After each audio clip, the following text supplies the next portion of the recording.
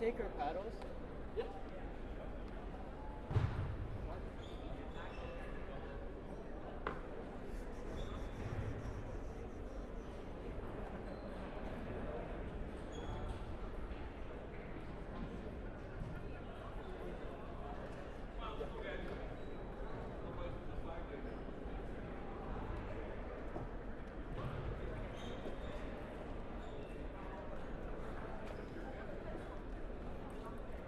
有地方打了。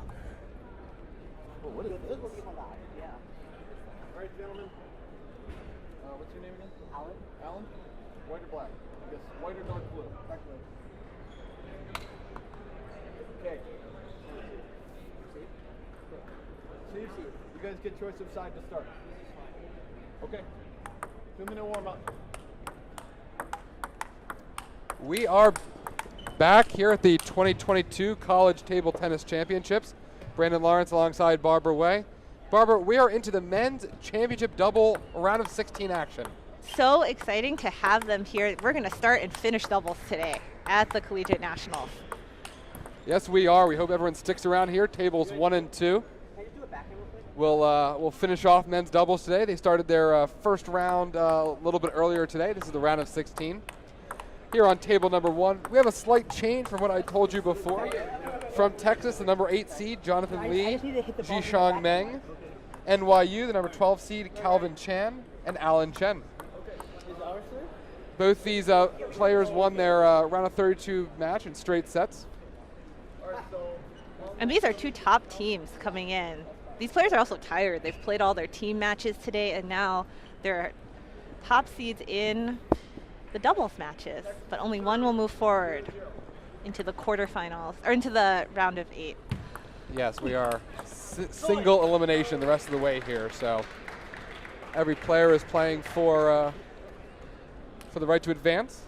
3 out of 5 games in this round. And Lee and Meng off to a good start here. First 2 points go to the team from Texas. Yeah, and the Texas team is the University of Texas at Austin, local team, home court advantage. Yes, they have the shortest drive so far for any team. And from NYU, they are their overall team is the number 2 seed here. And they have a nice lefty-righty combo going in.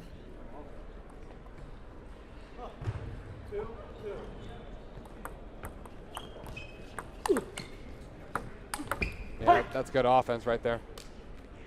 Set up his partner quite nice. Huge forehand to put it away.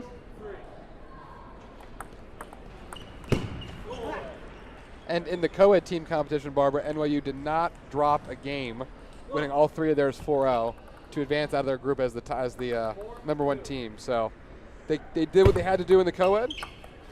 And now they're after it in the men's doubles.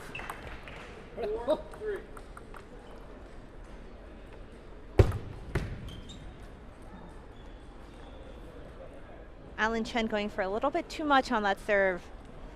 4-4.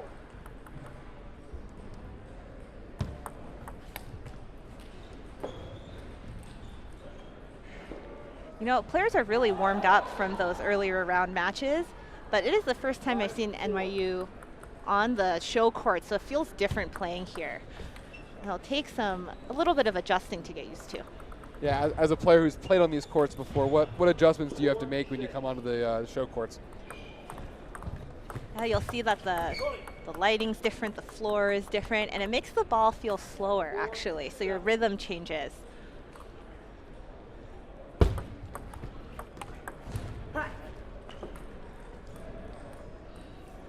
Nice backhand there from Chan. 7-5.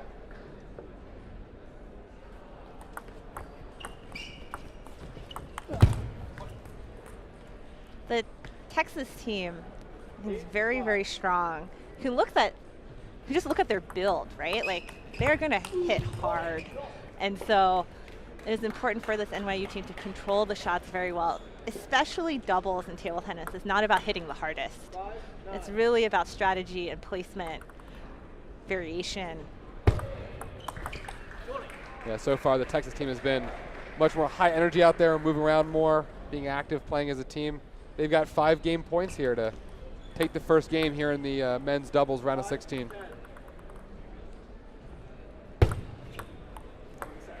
And a wrong side serve gives it to Lee and Meng from Texas, 11-5. That should make quick work, that first game. They're very, very efficient.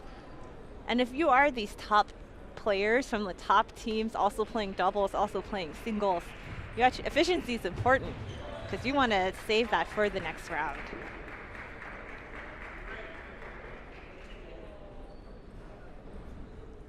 So as the players take a quick break, we want to thank our sponsors really quickly. City of Round Rock, here at the Round Rock Sports Center, they've been amazing partners to work with so far. We see a lot of representatives from Round Rock coming here, taking pictures, taking videos. We're so excited to have a great partners with Round Rock.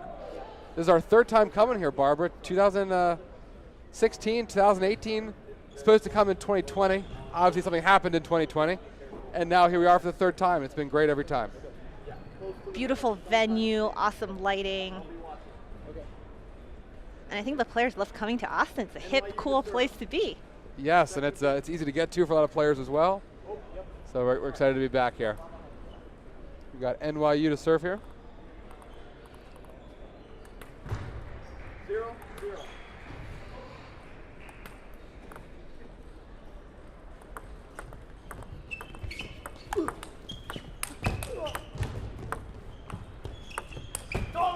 The forehand just goes long.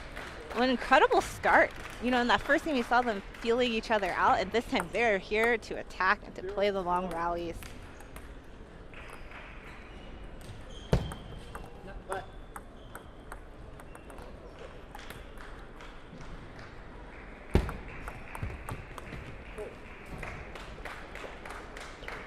Yeah, he can't keep quite that forehand down.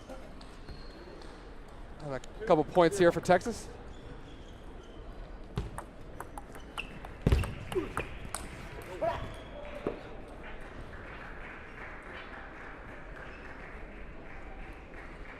So Barbara, in doubles, how much does that athleticism come into play that you might not necessarily see as much emphasized in the singles game?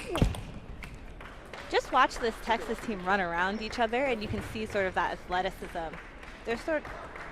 They're strong guys, right? And they take big swings, and you have to take that swing and get out of the way in a split second. Oh, what a great forehand. Early 4-1 lead here for Lee and Meng. 1-4.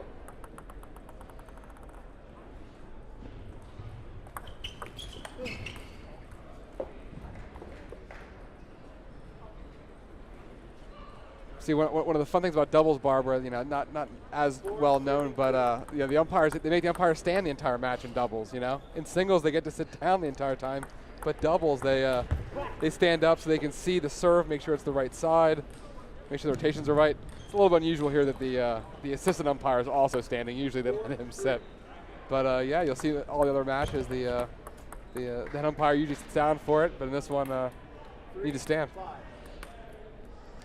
And that's been your umpire minute for the day.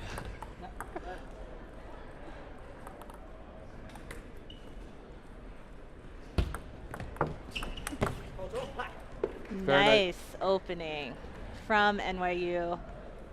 Watch, nice serve and big attack, and that's what they're going to have to do. They're just 1 point away in the difference.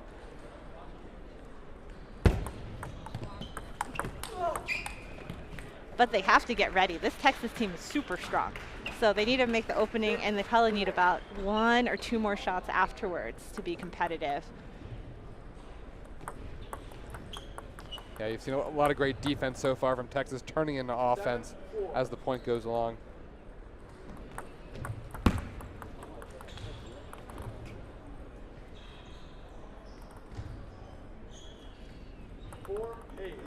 An 8-4 lead here for Lee and Meng from Texas.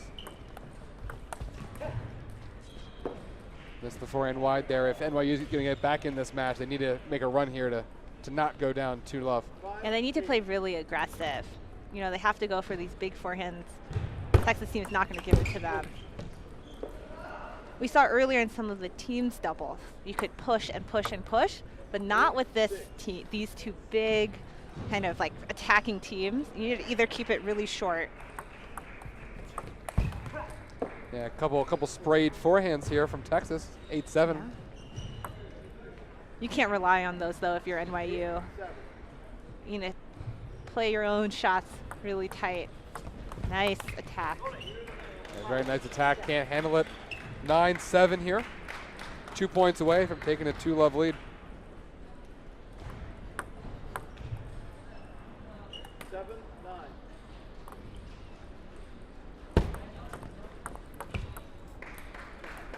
Yeah, you see the frustration on his face. 7, 10. Game point. Ooh. And the false serve gives it to Lian Meng from Texas to take a 2-love lead, winning the second game 11-7.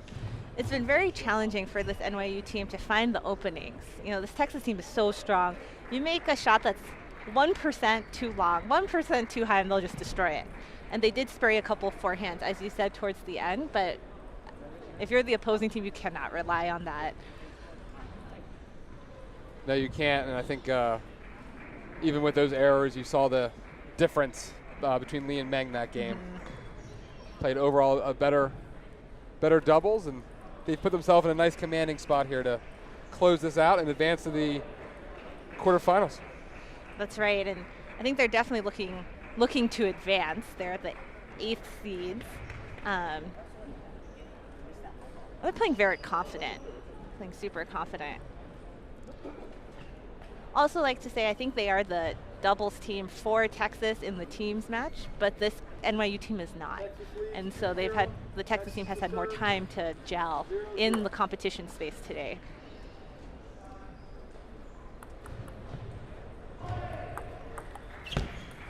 Well, especially in the teams competition, with doubles being the 5th point, you know, it makes a big difference if you're practicing all year, if you've played through divisionals, played through regionals, been challenged in doubles. Texas hasn't been challenged in doubles yet in the round robin. They went 2-1, with 2 of their wins being 3-1. But over the course of the season, that does make a difference, though.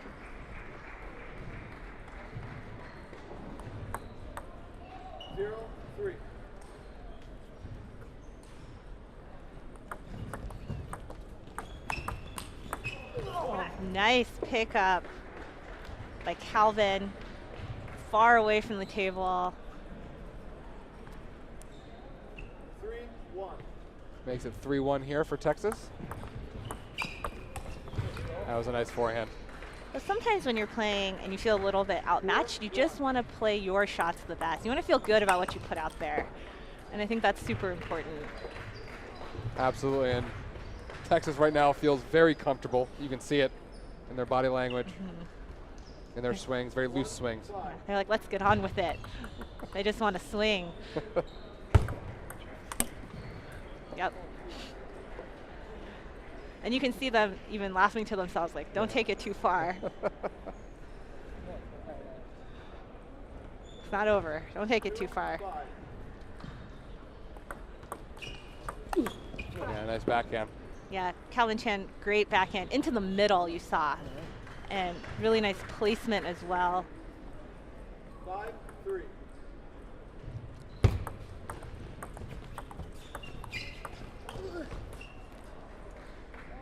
Great effort, I think, by this NYU team. They're just a little far from the table, and so their attacks are not as fast, not as strong. And that can give Texas an opportunity to counterattack it.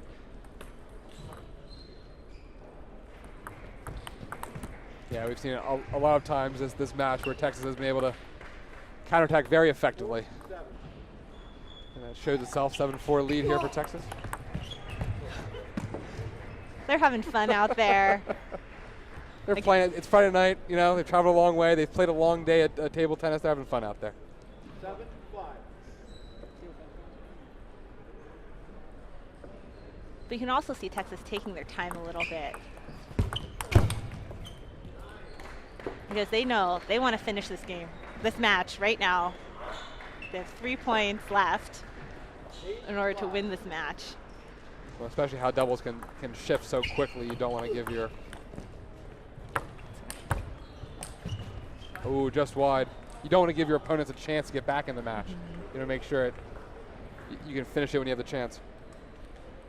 Especially when you see a momentum change. But I feel like the Texas team may have lost a little bit of concentration. They were up earlier. Sometimes we call it fooling around a little bit. And that can be dangerous because you lose your momentum, you lose your touch, and now NYU very much back in it. Yep. It's a 1-point deficit. 7, 8.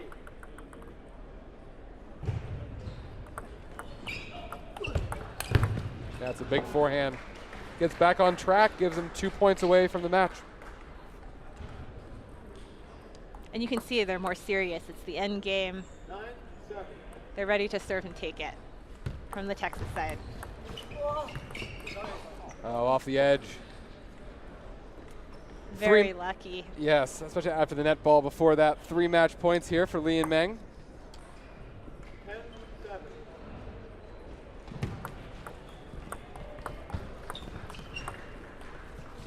7. Big forehand ends it.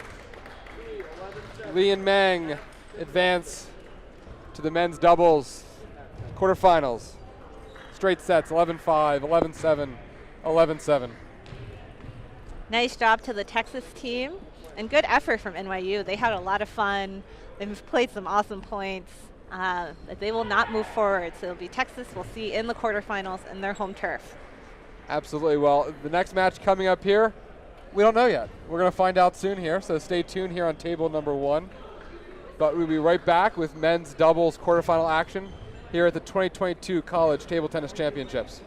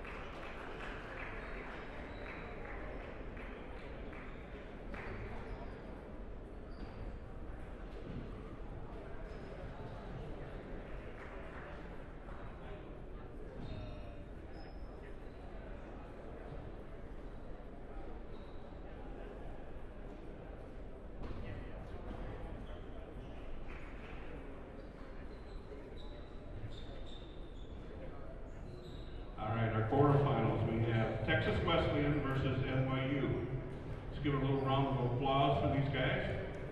Quarterfinals of the college championships.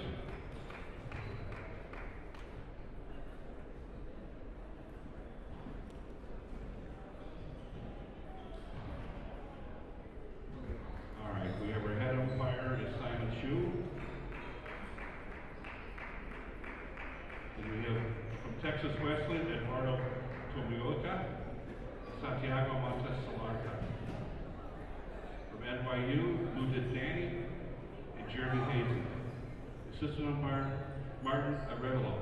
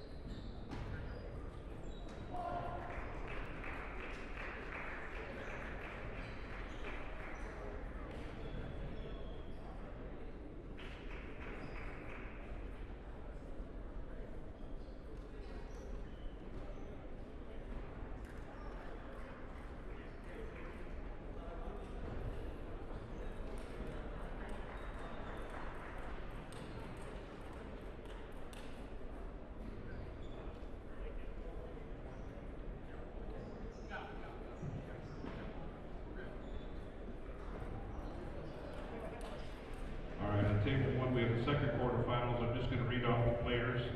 From Northwestern, we have Jack Long, Michael Volsky. From California, Nathan Lee, and Nikhil Kumar. This is our second quarterfinals on table one.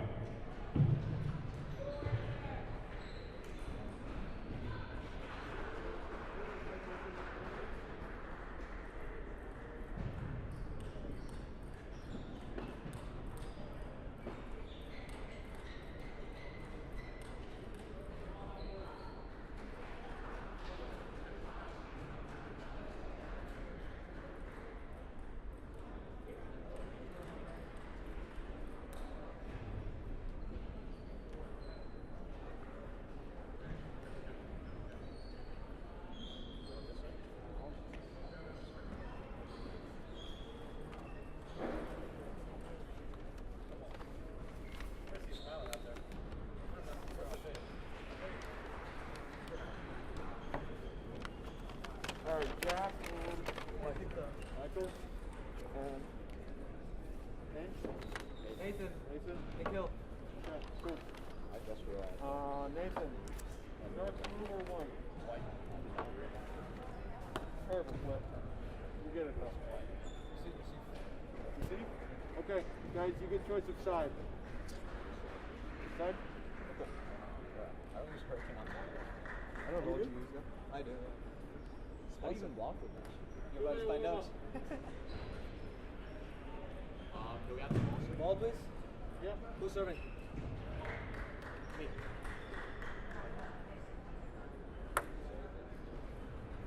No, I'm serving. So what is it? I want to do everything. Welcome back to the 2022 College Table Tennis Championships. Brandon Lawrence alongside Barbara Way. Barbara, we got a great match coming up here in the men's doubles quarterfinals. This is going to be incredible. We have Tokyo Olympian Nikhil, the lefty on the Berkeley, California team. Watch out for him. Super fast, so smart. It was great to follow his story qualifying for the Olympics. Actually, in order to qualify, he beat a bunch of his coaches out in Northern California where he grew up. Really smart kid. Excited to see him here at college table tennis for his debut right here on Table 1. Yes, we are very excited. If you were watching Table 2, you saw him earlier. He's partnering with Nathan Lee here from University of California, Berkeley, playing the number 3 seed Jack Wang from Northwestern and Michael Walski. You know, we saw, Barbara, on this court earlier today, Mike Walski play in his team competition against University of Washington. So we've seen him play so far. It was a tough result for him earlier today, but this should be a great doubles match, though. This is going to be really close against doubles, can go any which way. And I'm really excited for the Northwestern team who's here. This is the strongest Northwestern team they've ever had, and they're pumped to be here.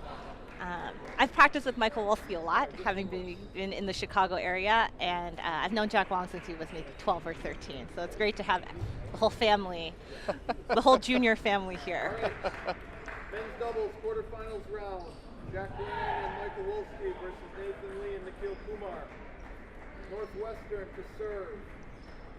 0-0. All right, here we go. Nice forehand from Wong there. The important part here for the Northwestern team in gray is to neutralize Nikhil. Nikhil is going to try to, I think he might even try to overplay a little bit, right? Because he knows what's at stake. So it's about returning the serves well. It's about controlling Nikhil's abilities to attack. 1-2. Go. Oi, go.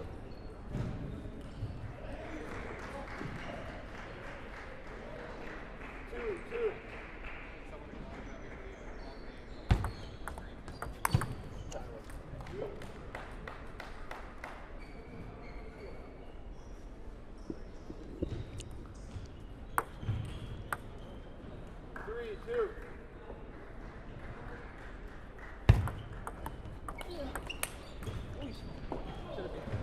Nikhil's forehand goes a little bit long here. 4-2 lead for Wong and Wolski to start off here. 2-4.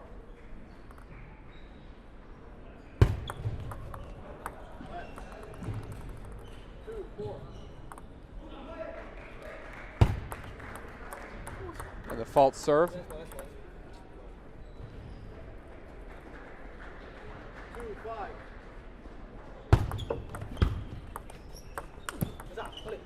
Wolski's forehand into the net here. 5-3. We're at 5-3 here with Wong and Wolski serving.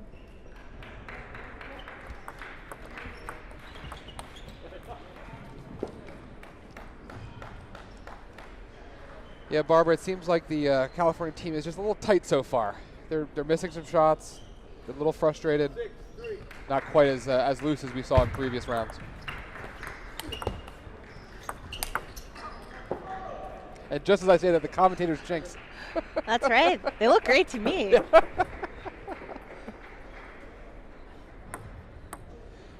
What's great about this group of people here is that they are used to playing on center court, and they have a lot of experience.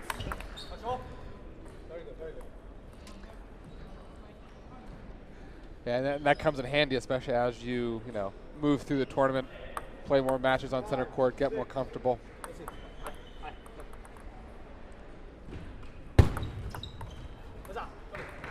And now we're all 6-all here.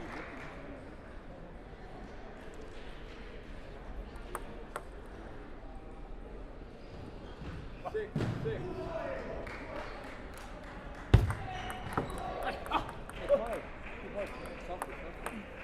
you can see Kumar talking to his partner. That's right. Nikhil saying softer, softer. Again, doubles is really not about who can hit the hardest. It's very much about placement, finesse, changing the pace.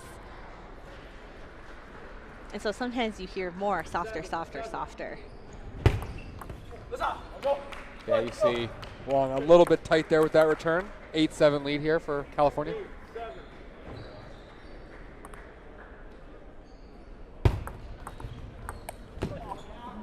Nikhil clearly frustrated with that shot. It's an important time. It's the end game of the first game. And the first game really sets the tone and give you the confidence and give you the momentum. You don't want to make mistakes like that. Yeah, Wong's forehand, backhand goes long here.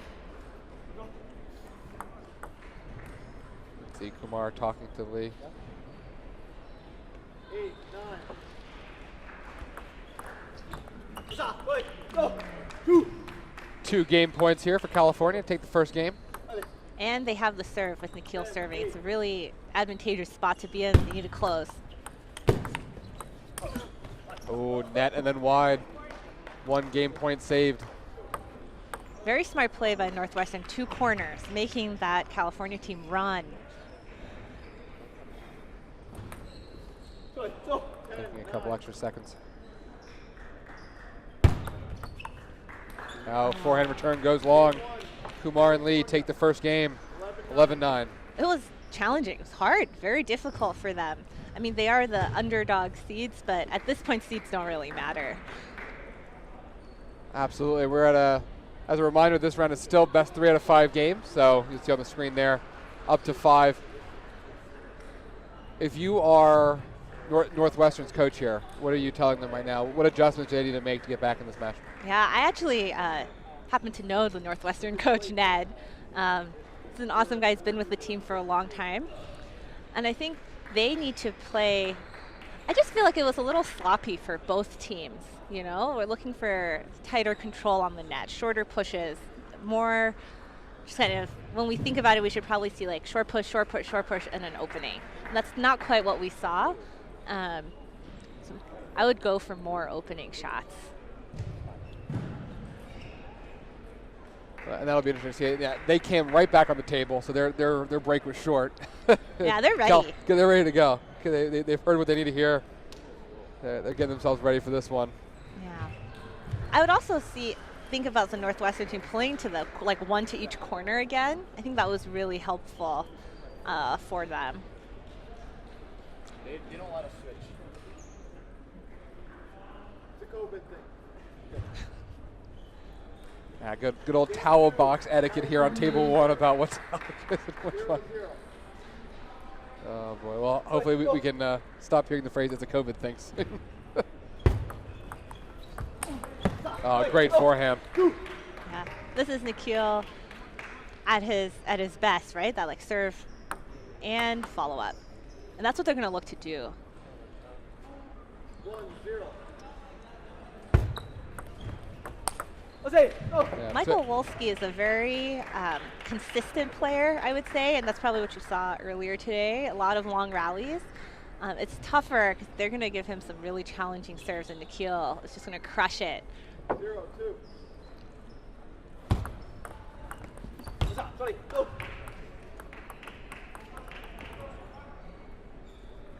0-3. Return into the net.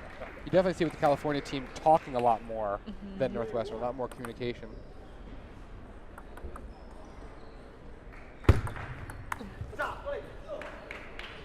Can you talk a little bit about what that does for a team having that more communicative style? Yeah, well, the goal of the doubles team as a pair is to actually function kind of as one player, right? You're setting up the shot for the next player.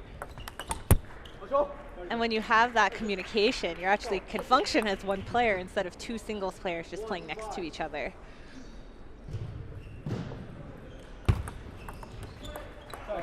Unlucky for Northwestern. California takes in a quick 6-1 lead. And Nikhil is very, very strong. It's like anything he touches has so much quality. You have to really pay attention because you'll miss the pushes, you'll miss the attacks, right? And you'll try to do too much or too little. It gets confusing.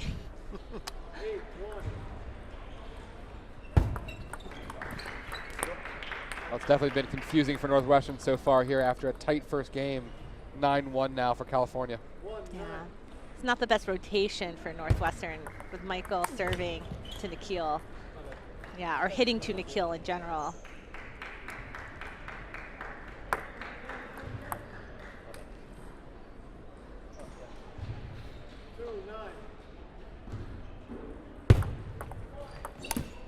Ooh. Overhitting. Yeah, you see that frustration after a tough game. 10-2 here from Lee and Kumar. Bunch of game points to take a 2-love lead here. Yep, and there's that return long. California wins 11-2 in the second game to take a 2-game-to-love lead here in the men's doubles quarterfinals. That's right, and I think they're out there to win it, this California team. I think with Northwestern, they do talk a little bit less. I think they're both just quieter people in general, so that could be a function as well. But a lot of that was only on serve receive. So every time Nikhil served, they got both of the points. And I think controlling Nikhil serve is just the number one thing. Or sorry, controlling the return into Nikhil is the number one thing to do. Neutralize Nikhil. Then you can play the rally, then you can play the corners. But if you can't win in those if you can't neutralize them in the first 3 shots, it's going to be really hard. Yeah, and absolutely. And now as the pattern reverts back to the first game, you know, we'll see if that makes the adjustments here to see if they can get back in this match and that's right, Nikhil's make it longer. Yeah, Jack Wong is hitting into Nikhil right now. They're both junior stars now in the collegiate realm. And I think it is a better rotation for Northwestern. So look, they got the attack, right? That's what they wanted. Yeah.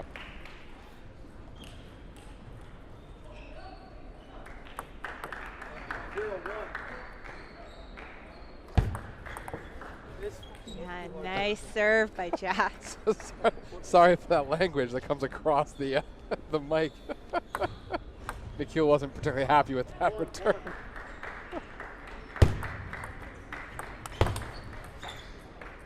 The backhand goes a little bit long.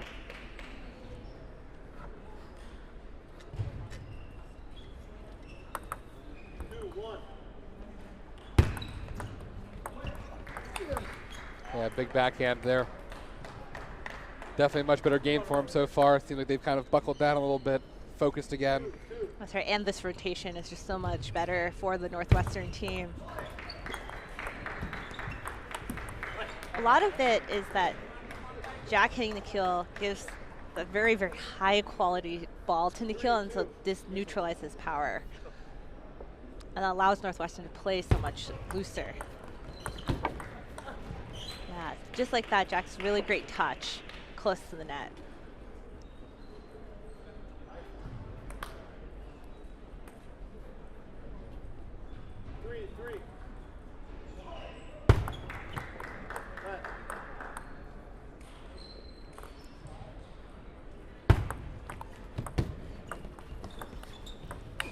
Oh, great backhand. Jack has been known for that backhand ever since his junior days, and it's great to see it here. It's actually very hard to attack with your backhand in doubles. Most people favor their forehands the whole time. Classy shot. Oh, great backhand from Nikhil. This is the challenge, especially when you don't get to play a lot of lefty-righty players, lefty-righty teams. He went straight into Nikhil's backhand. Nikhil's just standing there. Well, yeah, I mean, how much of an advantage does that give a team having a righty-lefty combination? Well, a huge advantage, right? Technically, the Northwestern team is the higher seed, but this lefty-righty advantage and Nikhil's experience at the Olympics this summer makes a huge difference.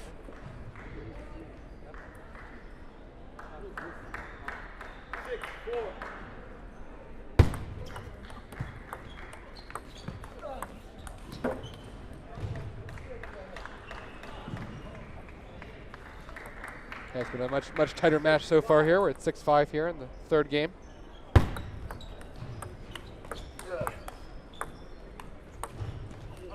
Yeah, you saw that. It was a perfect example of what you've been talking about the entire match, where long shot definitely neutralized Nikhil's there, made it into a neutral ball, and then Northwestern ends up taking the point. That's right. And that's just super important, because if you can't get past those first 3 shots, then California has the advantage. Sorry. I would say in this rotation, both teams are pretty even. They're tight. 6, 7. They're playing the kind of points similarly on both sides, but in the other rotation, California has a big advantage. See if their backhand goes long here. We're back to 7-all here in the third game.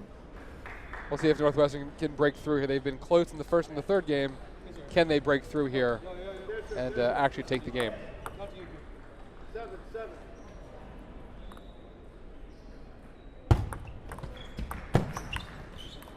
This time, Jack Hong not quite able to read the serve. The short nose spin, super powerful in doubles. 8, 7.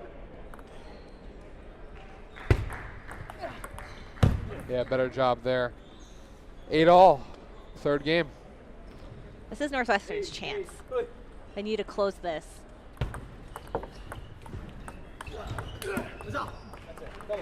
Went for a big forehand there, couldn't convert. Critical serve for Northwestern because Nikhil has the serve next. They really need this point. They got it, 9-9. All right, Nikhil now with 2 serves, go to the towel. Haven't seen many towel breaks today. You know, a lot of people just playing right through, but here Nikhil's taking a couple extra seconds, getting ready for his 2 serves. 9, 9.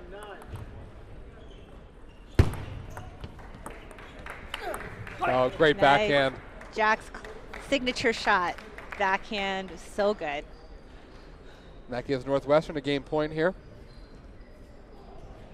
to lengthen this match and take it to a 4th game.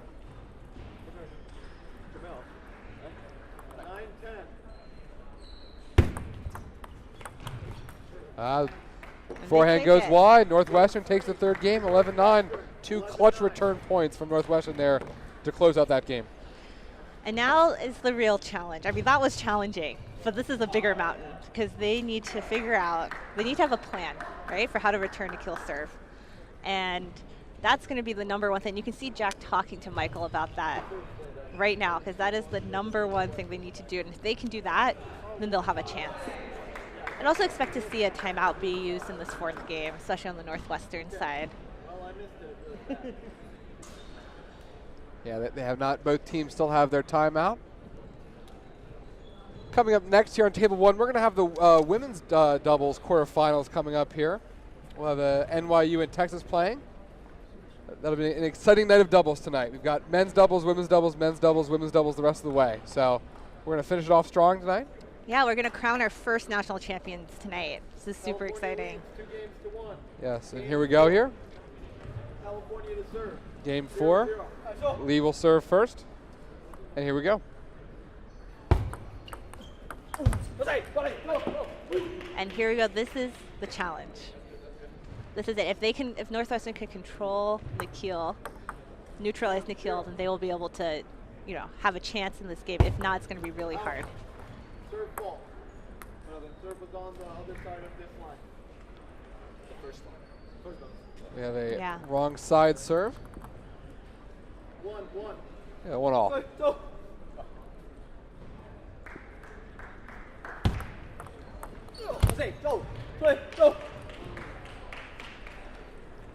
With the toughness there from Wong. Let's go. I did. Hard to miss your signature shot. Doesn't make you feel too good. 1, 2.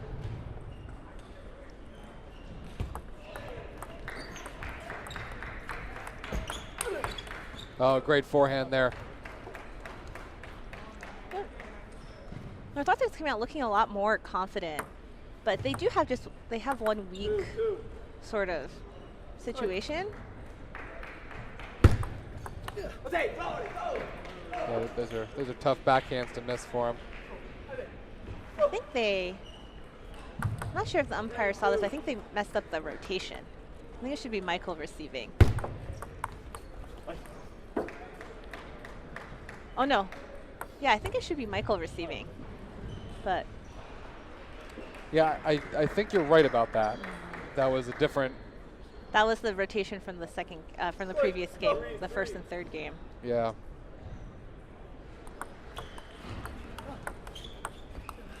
The players didn't catch it either. It's interesting. It's it's a big difference for Northwestern.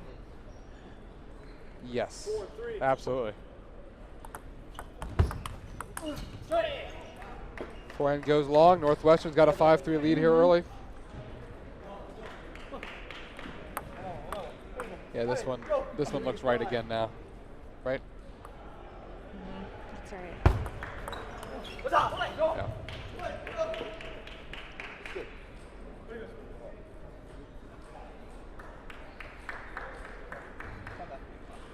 4-5.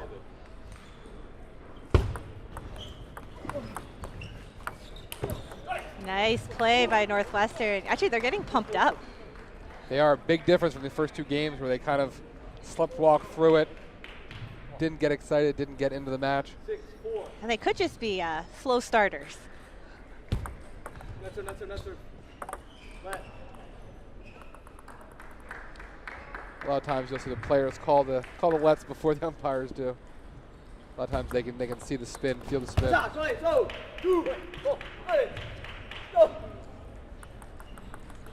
California team looking to close out. They don't want it to go to 5 games.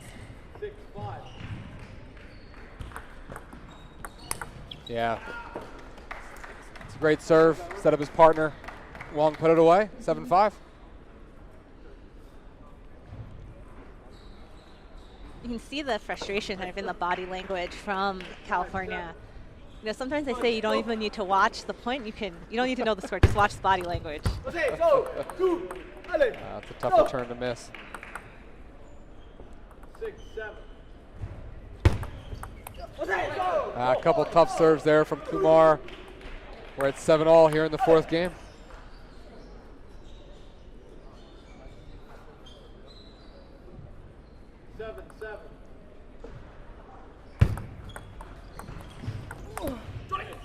Ooh, the net and long.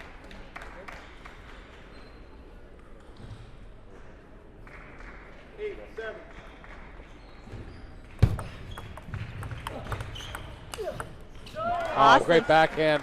Signature shot. Great opportunity here for Northwestern, up 9-7 here. A couple points away from taking this to a fifth game. That's a tough return to miss.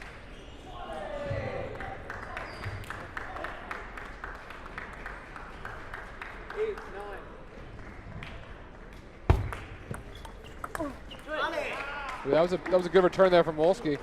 That's right. I don't think Kumar was expecting that to come as deep as it did, and now they've got 2 game points to take this to a fifth game.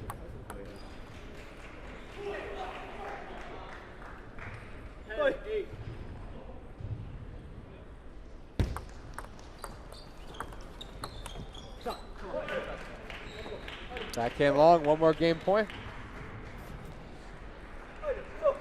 No timeouts have been used. I'm curious to see if one might be used soon.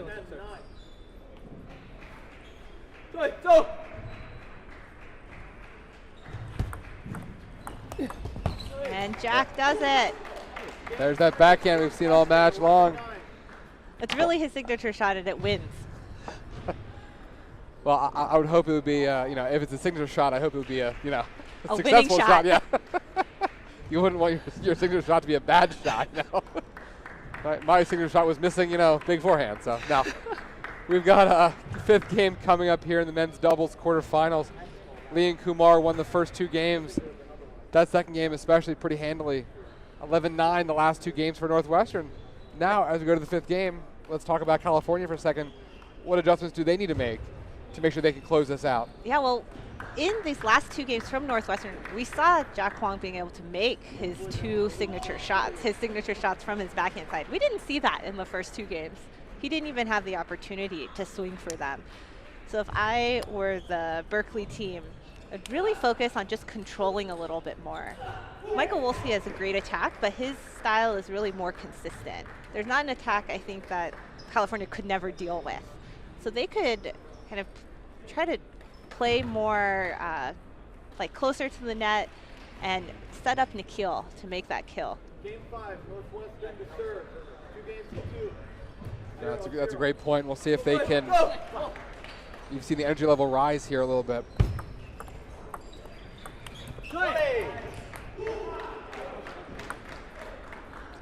Yeah, both teams definitely more demonstrative here these last few points here, dating back to the last game.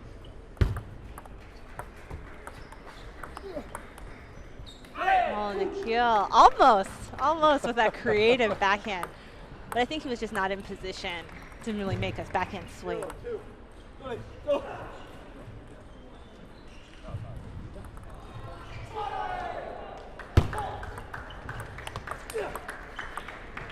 Oh, what a backhand.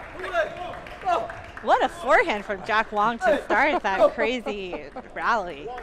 Yeah, you see Wong say, it's okay, Kowalski, don't worry about it. Oh. Signature shot. Always, I don't think anyone's returned one successfully. It was very, very good. 3-1. Right now, Northwestern ahead.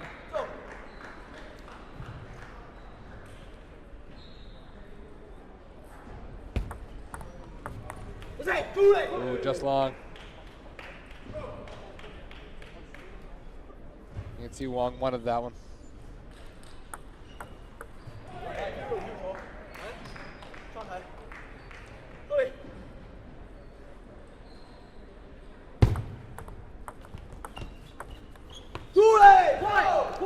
Really nice spin from Nikhil, kind of confusing. And you see Northwestern's a little farther from the table. I think they need to push in a little bit more because they don't want to be defending from far away. Yeah, and those type of points have definitely been favoring California over the course of the match. Backhand return long. I think Jack needs to call the timeout for Northwestern. It's a smart time. It's important to call the timeout a little early. You don't want to be too far down. It is the 5th game. And I think Jack's feeling the momentum loss, right? So it's a good time. Is it usually better to call a timeout before your opponent's second serve? Or is it better to call it before you're going to serve? I think it depends on how you want to play. I think it depends a lot on if you're struggling with your opponent's serve receive. It might be a good time to just talk about that and think about that a little bit more, slow it down. Or it depends if you're struggling to know what to serve for yourself. That makes a lot of sense, and you can see Northwestern come back again from the timeout early. Yeah. California taking all of their time. They're concise, efficient, and let's see if it works for them, because that's critical here. Yeah. They're also in the better rotation right now, and they're about to switch rotations. I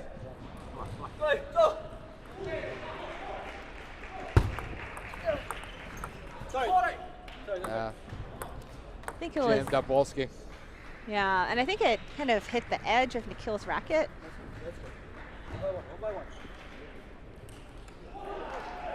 Well, that gives California a 5-3 lead now as they switch sides.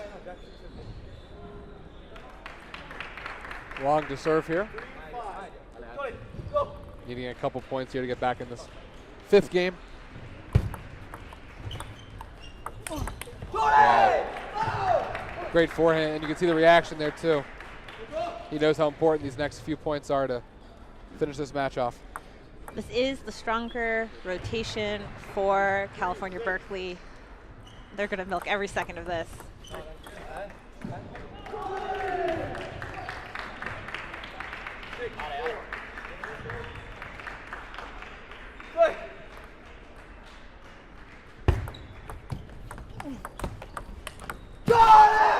Yeah, set that point up so nicely. Yeah. To take a 7-4 lead. That's the rotational setup, like the rotational benefit for California. 7-4. Nikhil is very comfortable attacking off of Michael's receive. Ooh. Actually, a little surprised Nikhil didn't attack that first shot. That's probably why he's taking that towel break. Thinking about it. Couple big serves here for Wolski. 5-7.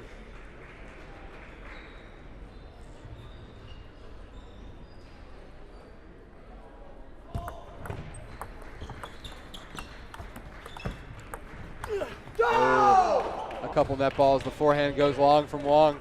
But it was an opportunity for Northwestern. You see Jack not happy with that. 5-8.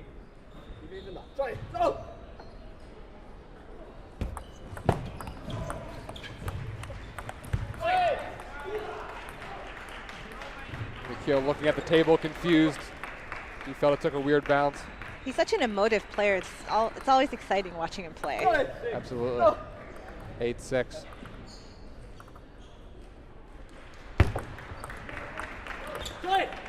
Oh, wow. Getting close. I think it might be time for timeout. Yep, he caught it right away. Yeah. When we come back to this timeout, Nikhil will have one more serve. 8-7 here in the 5th game, Barbara. This has been a great match. This is very, very close. Actually, Northwestern has played incredible to make it back.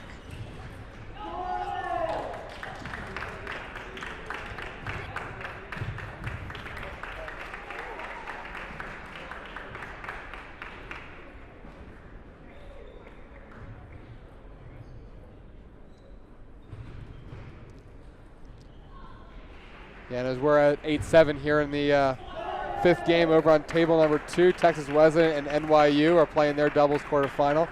5-all in the 5th game. So we got a couple great matchups here right now here at the Round Rock Sports Center here in the sports capital of Texas, Round Rock. Both players taking a much longer break this time. Kumar and Lee breaking their huddle, coming back here with Kumar having one more serve. Kumar's looking for an attack. You know, you saw him not go for a couple of attacks. He stepped in to push instead. You have to come out aggressive. That's how they won in games 1 and 2, and you got to keep it up all the way until you finish the match. Oh, great return. We're at 8-all here in the 5th game.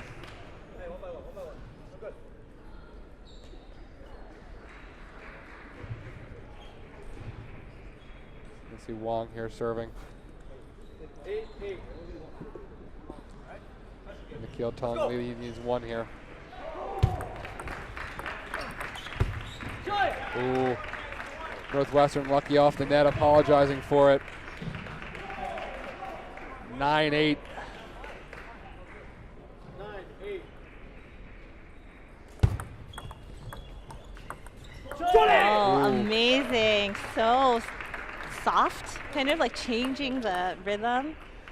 And now 2 match points. Lee Jill's to looking serve. for an attack. And he attacked. Jack almost had it. Yeah. one saved match point. He's going to look to do it again, and I think this will be critical. He needs to make it. That's Great it. attack again. He called it. Yeah, that's their strongest setup, and they need to do it right now.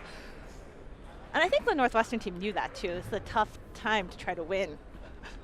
Absolutely, we're at 10-all here in the 5th game. One serve each now.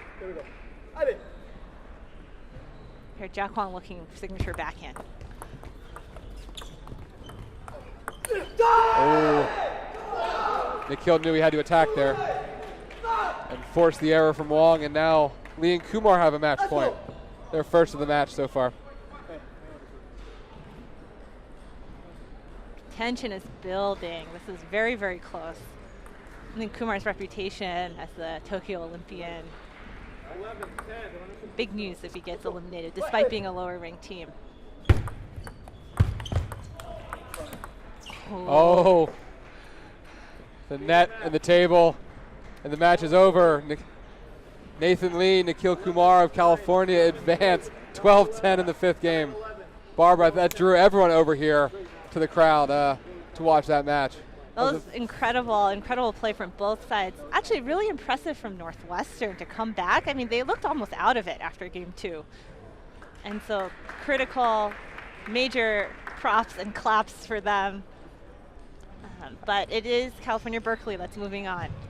Absolutely. No, that was a great match all around. Great fight from Northwestern to take the 3rd and 4th game, and they had a couple match points, but as you were saying, it was the advantageous rotation for California.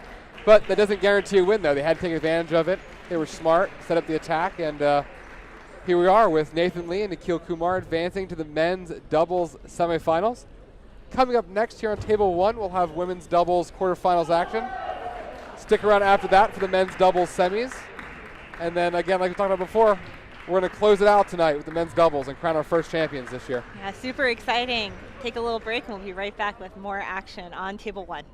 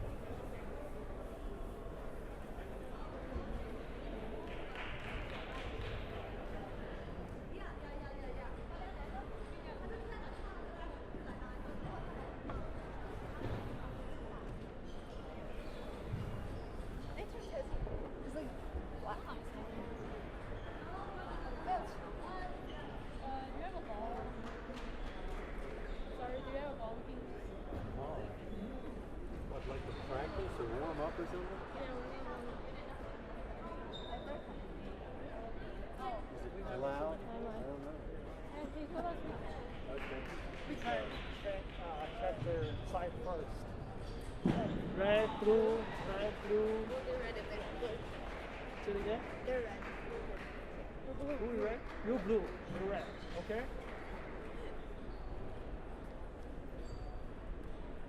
Blue. Serve, receive, side. Receive. Which side do you prefer?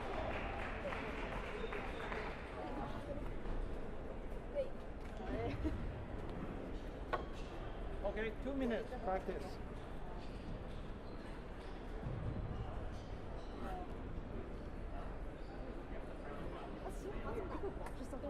Yeah, don't get old.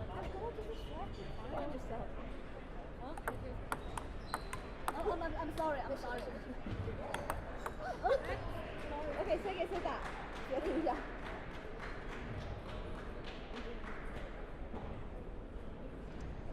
Hello, everyone. We are back at the 2022 College Table Tennis Championships. Brandon Lawrence alongside Roger Dixon. Roger, it's been a while, but we're back. Yeah.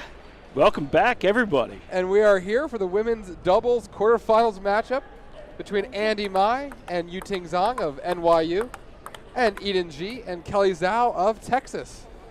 So I've actually got to do the NYU match earlier, so I kind of have a little bit of perspective on these two players, but the Texas team really haven't got a chance to see them yet.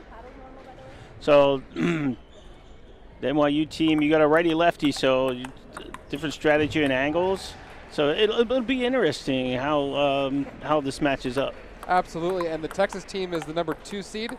Had a bye in the round of 16. Mai and Zhang defeated the team from Columbia by default as well. So this is they're both first played women's doubles match today, so we'll see how that turns out for both players. I think the NYU girls actually played in the team event. That's right. They got to the doubles. That's so right. they did have a little bit of time doing some doubles.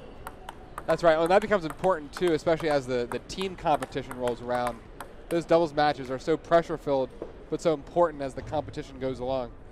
Yeah, it's good to get familiar with your partner all the time, because, match by match, you just got to get that feeling of, how the other player's playing. Yeah. Some days my forehand's killing, other days my backhand's killing. So you're gonna tweak it, how it goes. Absolutely. Well, here we go. We've got NYU to serve. Looking at the rotations right now. The last match we saw here was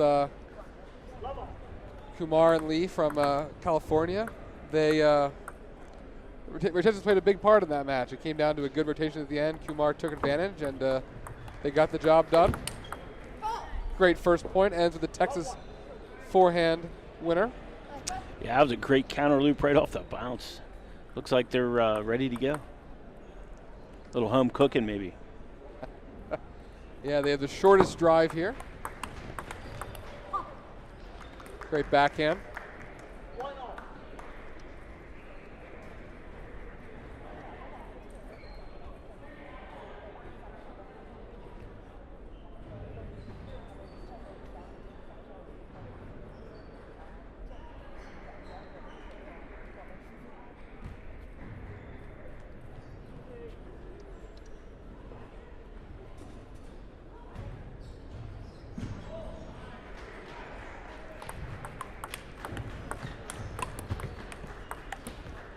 Ooh. Energy packed point right there. A few nets and finally goes long.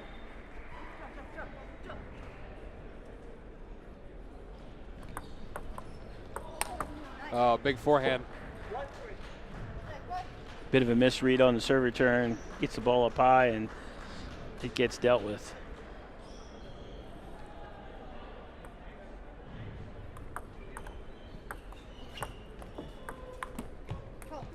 I'm surprised neither player attacked right there. There were a couple opportunities there to attack, and they both kind of pulled off a little bit and played safe.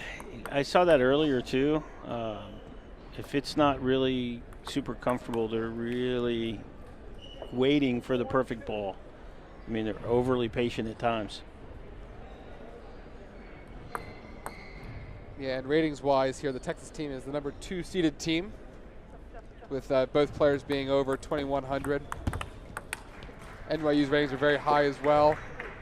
Mai is over 2,000, and Zhang is around 1,800. Those are NCTTA ratings. I think this is going to be a very competitive matchup here, as we've seen in the early going.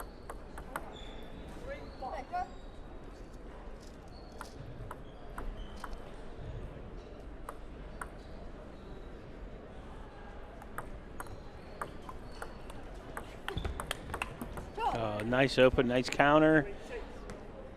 And he puts it in the net.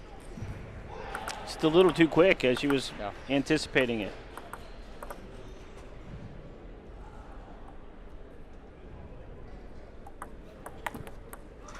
Very unconventional that the righty moved the whole way over to that side when playing with the lefty. She mustn't like her forehand serves very much. But a different look sometimes works, and there it did. Oh, great forehand off the edge. I always feel like, you know, when the ball hits the net goes over, yeah, you apologize. That was rough. I feel like the edge, though, I think that was just a good shot, though. You know, well, you're always trying to put it tight. Players love to apologize for the edge, but I think that if, you know, if you're going for it. Oh, nice backhand that opens it up. The lefty can't get there. If you make a lefty move that much in doubles, you're doing something right. Because usually if you're good with your placements, the lefty really is just swinging forehands.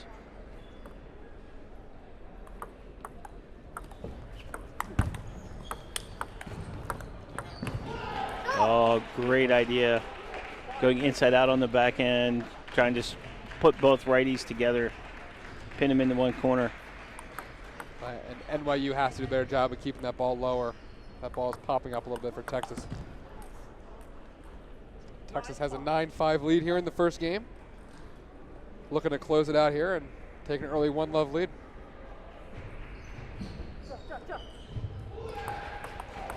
Oh, nice flip. Ooh, good defense from NYU, but Texas' offense too good. First game. Yeah, you can't give 2,100 level players opportunities to finish balls like that. Ooh, forehand goes long. And Texas takes the first game, 11-5 here in the women's doubles quarterfinals. Yeah, just a little bit of movement confusion, and you know the speed of which the Texas team is playing is really kind of limiting what NYU can do. So, you know, I think the key here is just kind of slow the game down, make it more about the openings than the counter, quick game. Absolutely, and it's very exciting that we're here, you know, in the quarterfinals for the women's doubles. It's been a great day so far. We had our Coed and team round robin competition today. We're going to crown our first national champions today in the both women's and men's doubles. Yeah, it's amazing we get through the first event this quickly. Usually we're going into day two trying to juggle different matches together. And this time we're able to actually finish, which takes a little bit of pressure off some of the time coordination here, which is good. And we've had the women's round robin and the men's round robin singles going on in the outside courts. As a reminder, you can stream tables 1 through 4 on our YouTube page. Tables 1 and 2 have our illustrious commentators here. 3 and 4 are a static stream, but it's a great way to see players that you might not normally see. And we're excited to be coming to you live from the Round Rock Sports Center for the next couple days. Yeah, so far Texas has been nice to us with its weather. Well, especially with all the different weather patterns around the country, and a lot of people from Florida had trouble getting here, from the Northeast as well. So we're excited to be here. All the players are here. All the umpires are here. I always thought, Roger, it's always tough. You know, doubles is the one sport where the umpires have to stand the entire time. You know, most of the time they get to sit down. They get to earn their keep now. Make them work a little more for their food, right? That's right. Yeah, you can't see the center line if you're sitting. And it's critical on the serves on where those balls land.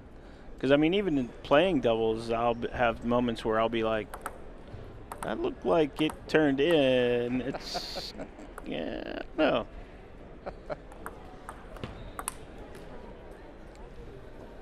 Nice spinny forehand opening to the wide corner.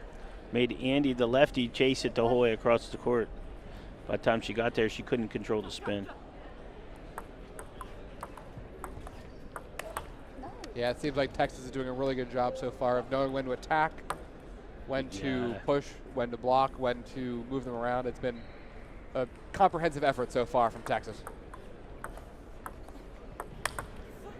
It's a simple pattern they've set up both times. And sorry if that language came through. Those mics are pretty sensitive there. Yeah, I don't think they realize that. Well, the Texas one put their hand over the mouth and laughed about it, but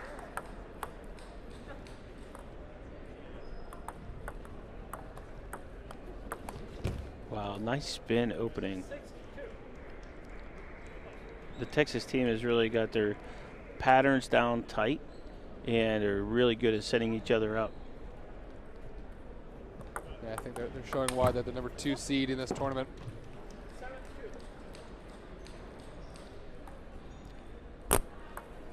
Yeah, I mean, and they're going to have... That was a ball hitting the mic, by the way. Yeah, yes.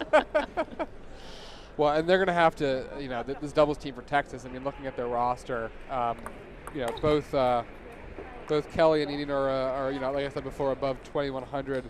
Their number 3 and 4 singles is under 1,000. That puts a lot of pressure on the doubles teams to do well. So they've had a lot of practice playing doubles over the course of the year, through divisionals, through regionals, and now here at the championships. Yeah, NYU's no slouches, though. That was a nice combination setup right there.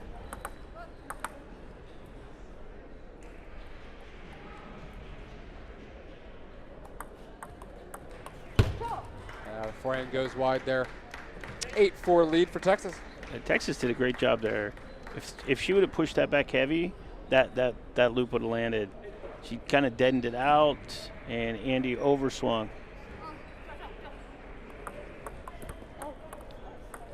The return into the net here, 2 points away from taking a 2-love lead.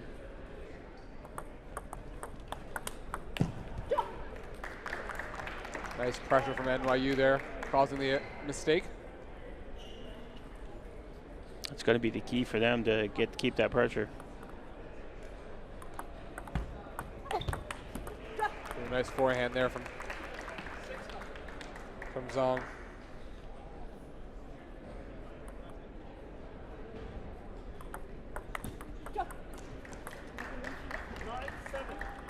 Three points in a row here for NYU. Trying to see if they can come all the way back here and make this more competitive.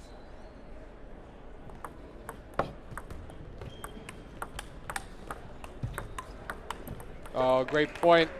Enter the Texas backhand into the net. 9-8 now. It's a nice job by NYU, just doing a little bit of variation. It'd been easy to go hard on that ball, but the Texas team was waiting for that, so they just slowed it down.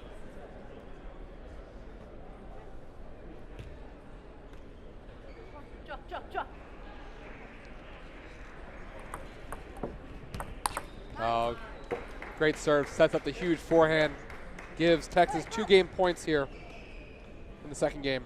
Yeah, but they don't have serve, so NYU still has a chance.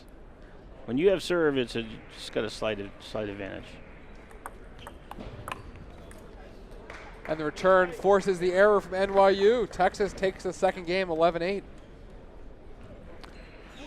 Well on their way to advancing to the women's doubles semifinals. That little pattern in the middle where they found the ability to get their backhand openings in, it really created a gap where they could just kind of play. But you know, Andy and Yuting Zhang, they made the comeback and, you know, put a lot of pressure right at the end. So if they can keep the pressure on like they did at the end, towards the middle end of that game, they're going to be in a much better spot. But they've got to start stronger earlier, and that all comes off of the serve and the serve return right now. There's a little bit of struggle with reading this side under and this side top, and that's where you're getting the pop-ups for the easy shots on the kills. Absolutely, and after the 2 games too, it's, you know, I think when you go down 2-0, you have the choice, right? Do you make the further adjustments you need to make? You buckle down and try and get the third game? Or if you lose focus a little bit, then that mountain becomes even harder to climb. So we'll see how they come out here in this third game.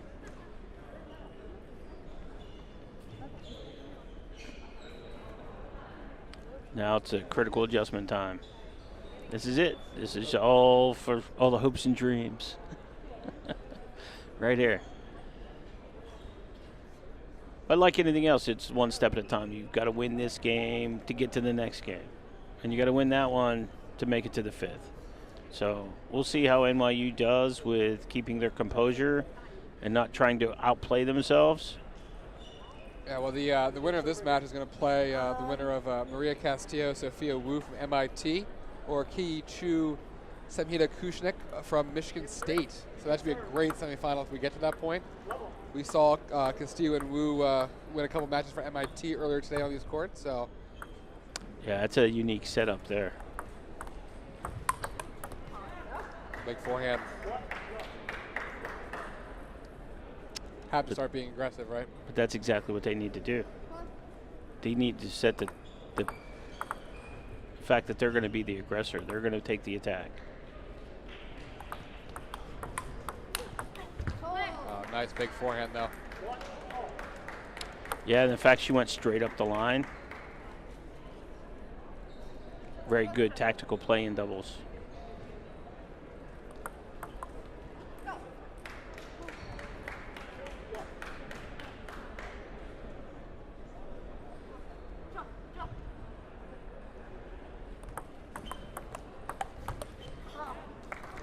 Again, NYU's hanging in there.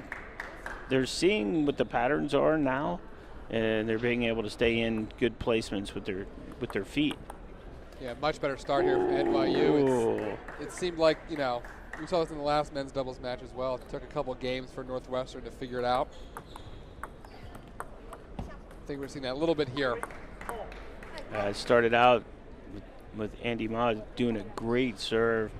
Totally misread by the Texas team. Ooh, just wide. But good play there from NYU, taking the swings they need to take.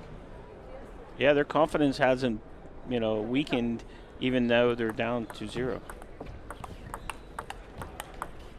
Ooh, nice forehand.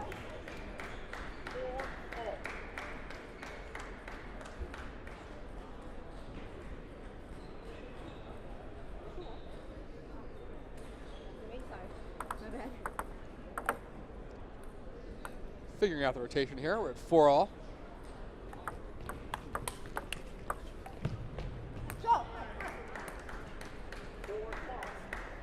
The fact she touched that ball was impressive. That was a great shot. Super athletic.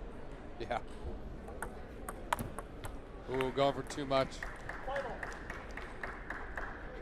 Yeah, she committed to that flip before the ball even left the racket.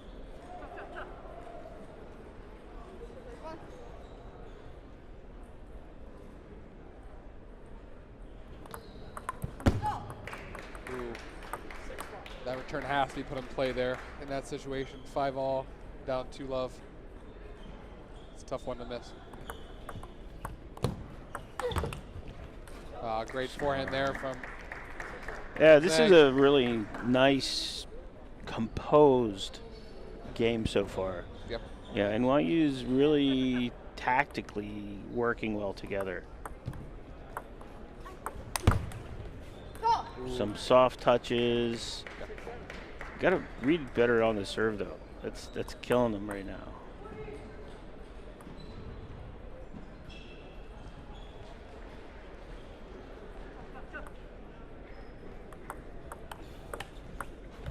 Ooh, nice return. Makes it 7-all here. That was a nice return, and then a nice return to the return. Yeah, I mean this is critical points right here. These 2 points are super critical. If NYU wins both of these, the pressure on Texas intensifies. Ooh. Might start seeing that pressure affecting it already. She hadn't missed a serve so far this game. Oh, great return. She missed 2 serves. That's not what you wanted to serve. We're at 9-7 here with NYU, a chance to take this into a fourth game. Got 2 serves coming up here. Oh, she's going with the righty serve from the backhand when you playing with the lefty. Ooh, the court was open. She missed it.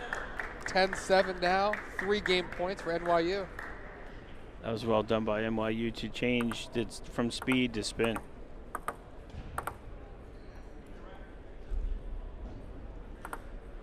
Okay, she's going with this backhand serve again. Ooh, and it fooled her. Yes, it did. NYU. Well, every other time it's been a side spin deep. Now that time it was just a soft dead ball. Very well done. Yes, we are going to the fourth game here with Andy Ma and Yu Ting Zhang taking the third game, 11-7. Hey, they're fighting. Yes, you know, it's the quarterfinals. You're right around the window. You know, you're right there. You know, either you get into the medal round or you don't. You know, because you get into the medal round, win or lose, you're where you want to be, and it tells you your program's moving in the right direction. Absolutely, and as the coaches give their wisdom and the umpires tally the scores, we're going to come back here shortly and see if Texas can close it out. They're probably feeling a little frustrated right now. The 2 Texas girls had a chance to seal the deal here and didn't get it done, so now they're into the fourth. So while it isn't mission critical that they win this game, they really don't want it getting to the fifth, because in the fifth, all kinds of weird things can happen. So the Texas team wants to go ahead and get out ahead on the NYU team. Yeah, we saw that last match too, with the 5th game being weird after California was up 2-0. So there's no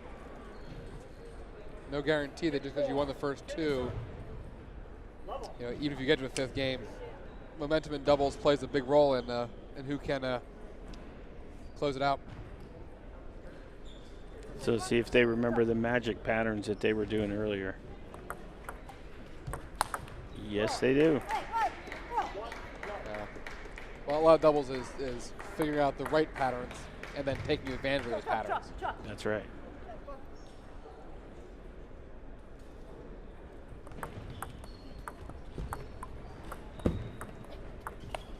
Ooh. Thought she was a little impatient there. Yeah, that was actually really good patience by the NYU team to not force it either with a heavy long ball. They just kept it short and middle, short and middle.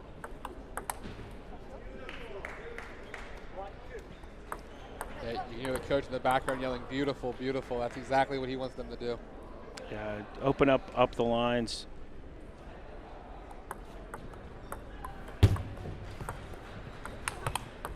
Ooh, great defense from NYU. Yeah, I think she forgot she was playing against a lefty there. It'd have been a great spot against a righty. It'd been right in our hip. But to a lefty, it's right into the block. Nice push. She took all the spin out of it, just dropped it in there short. Texas tried to flip it in.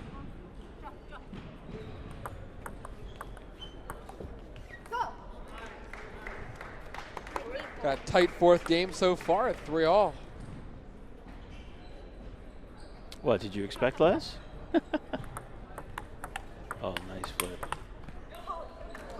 Really good point. Really good point by all four players doing really good shots.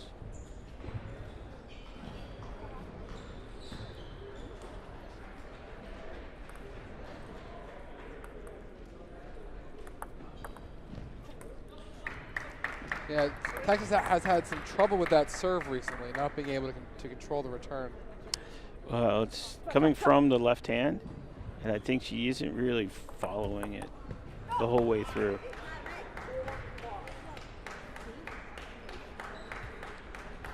That makes sense, and one more serve here to try and even this out.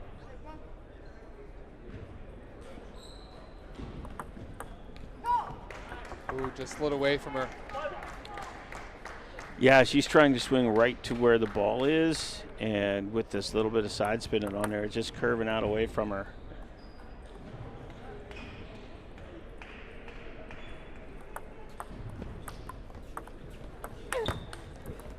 Good power. Yeah, wound up, had the time to wind up, and with the forehand by her, 6-5.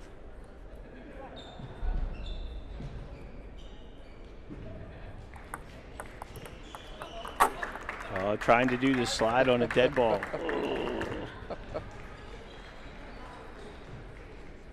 She thought for sure she was getting underspin again.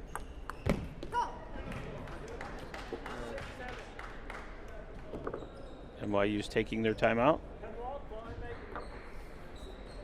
as they should, because they need this game. This is the make it break it game right here. Absolutely.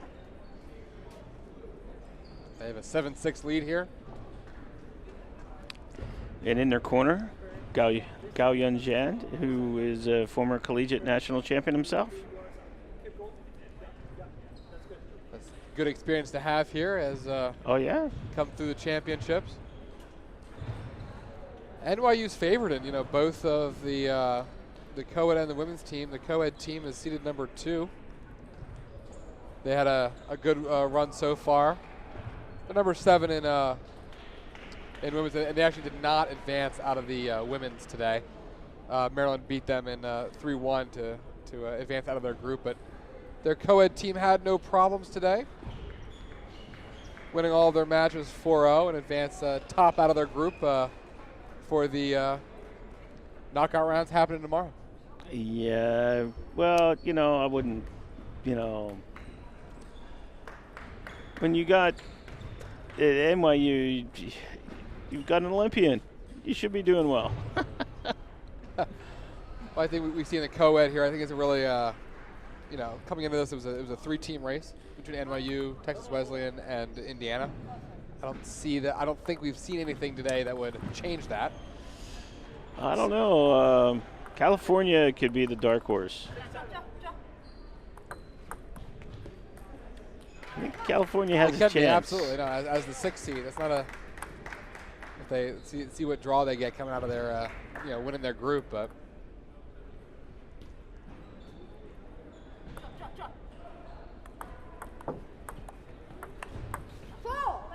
Nice backhand that slides away from her.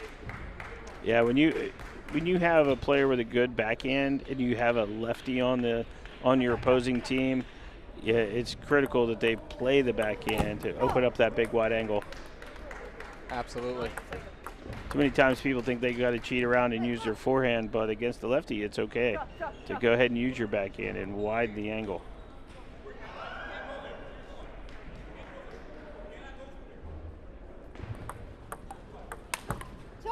Big forehand there.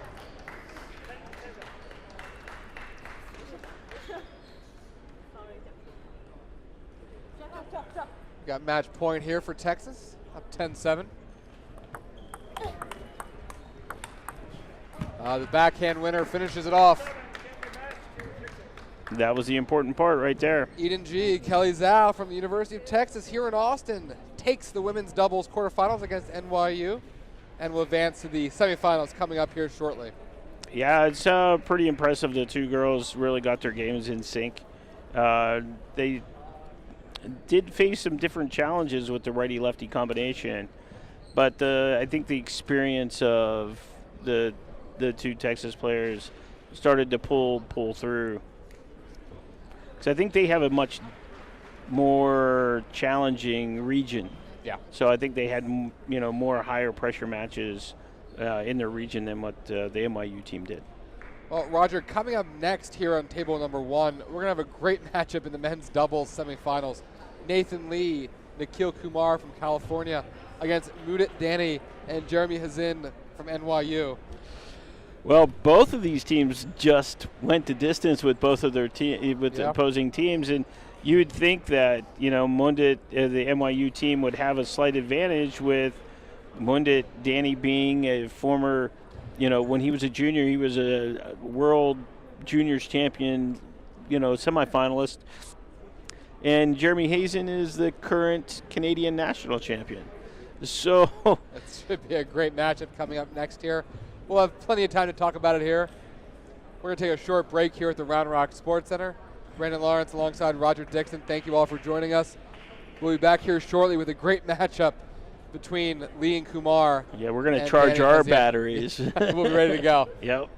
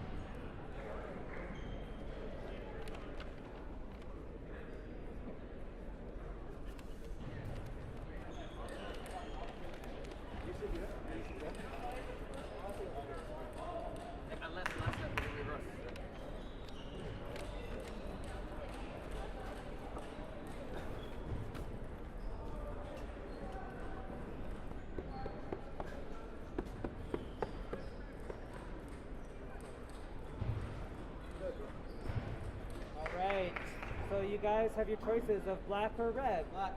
Black? It's black. You'll receive, okay? You guys will serve first?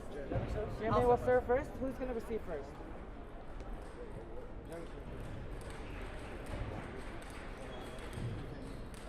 You'll receive?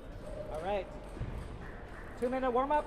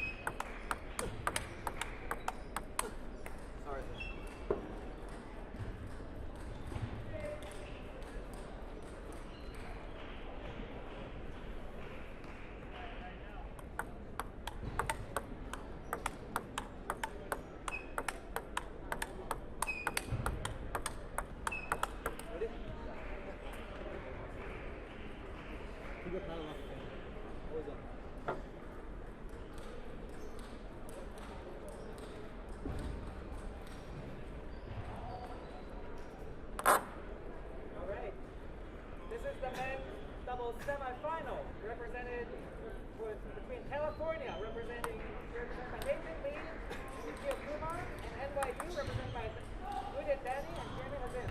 First game. Welcome back to the 2022 College Table Tennis Championships. Brandon Lawrence alongside Roger Dixon. We are just about to start here in the men's doubles semifinals. I think it's kind of funny. We have 2 Olympians on the table, and both of the Olympians are left-handed. That is unique, for sure. But at the college level, it's you know, how many times do you get to see this? You know, young guys still in college that have made it to the Olympics already and are here representing their schools. Absolutely, and from NYU, we've got Mudit Danny and Jeremy Hazin. Hazin, the aforementioned national champion from Canada. Nathan Lee and Nikhil Kumar from California as the 6th seed. Should be a great match here, Roger. Yeah, everyone's afraid of Nikhil because he's got really good dynamic changes, and his inside-out blocking skills are just top-notch. In doubles, it's crucial. Ooh, forehand just goes wide.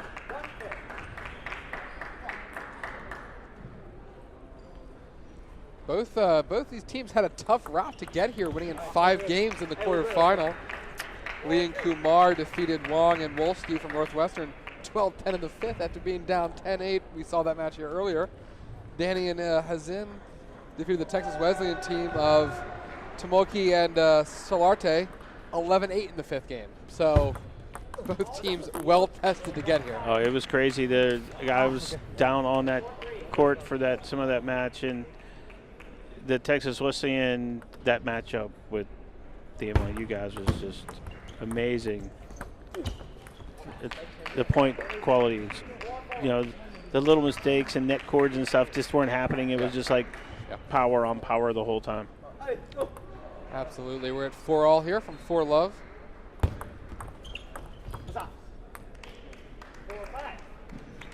You know, the last game we saw Kumar and Lee really take advantage of the rotational opportunities they had here. This seems much more even. It doesn't seem like there's not that one weaker player or weaker advantage. This should be a pretty even matchup here. It's actually, their styles are so kind of, I want to say different, but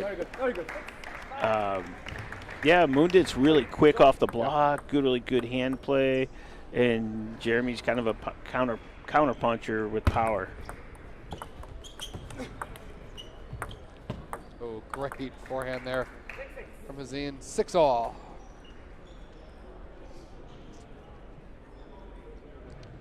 NYU taking advantage of the towel break. Haven't seen many towel breaks today. They just play right through. You know, not many players are going to the towel. You'll see it more in doubles because they want to communicate. Yeah. So they'll take that time to actually make calls and adjustments. Huge forehand from Danny. Yeah, he's very linear. I mean, his blocks are solid. His just clean, crisp power.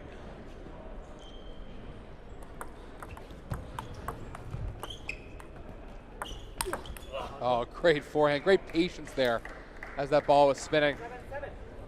7-all, first game. Hey, you're good. Next ball. I also love the fact that you called him linear as a compliment. It is. It's linear. You know, It is because different- he has that much yeah. control. Yeah.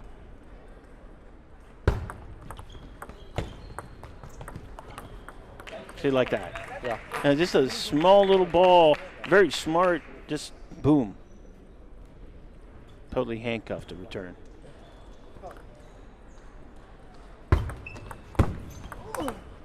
Great forehand. To even it up at 8-all. Very tight first game here.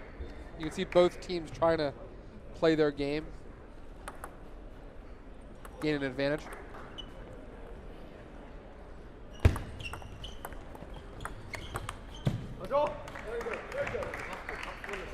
And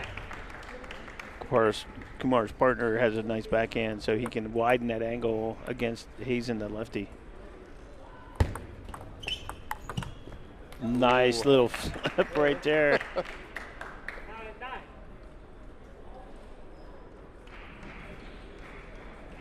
We're at 9-all here in the first game. Serve is with California. Kumar to serve.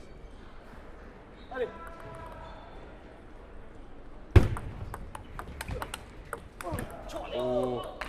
Couldn't connect on that one. Game point here for NYU.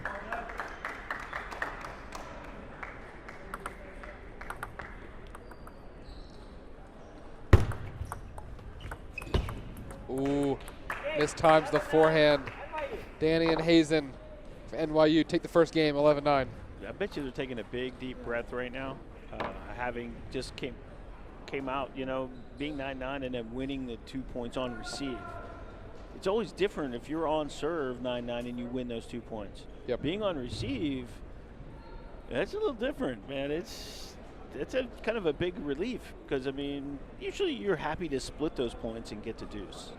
But getting both points, Getting both points in that manner as well. Oh, yeah. I mean, it wasn't a fluke. It wasn't a net court in an edge. No, that was good table tennis there from NYU, and take the first game 11-9.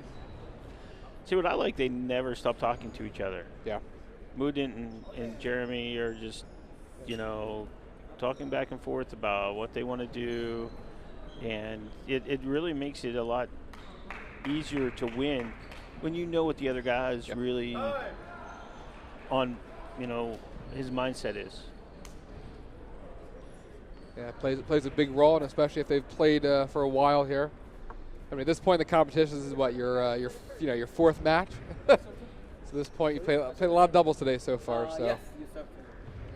Okay. NYU leads 1-0. Second game, California at the serve. Therefore, 0-0. try.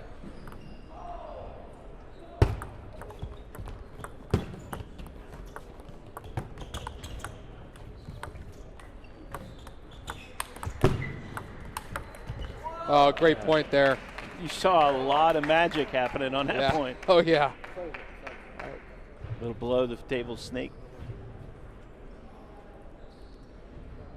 Yeah, the hand-eye coordination doesn't get much better than that. 2-0. Quick 2 points on return for NYU.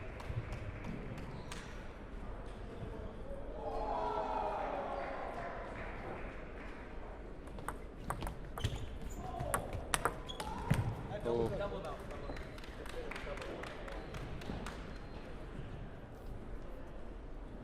So California had won that point regardless, and they just got the clarification that was on the double hit.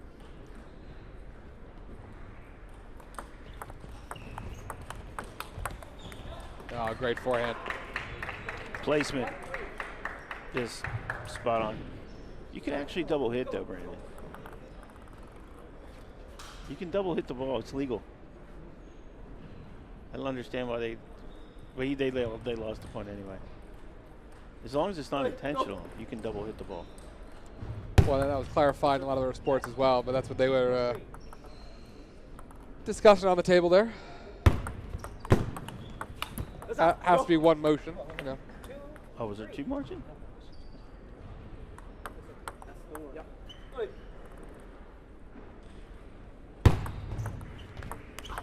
Oh, great backhand. Obviously, Kumar gets all the attention, but I think Lee, obviously with doubles, you know, Yeah, 2 absolutely. players on the court. But I think Well, Lee he is has going to a have really a big part to play here. But he has a nice complementary toolbox.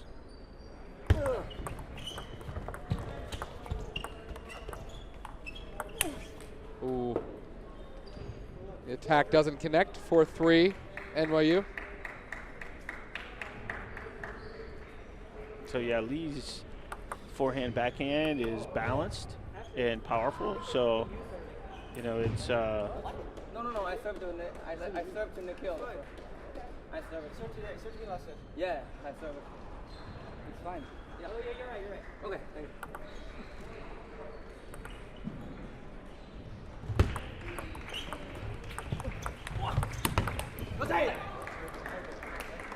some footwork from just unbelievable speed on the feet.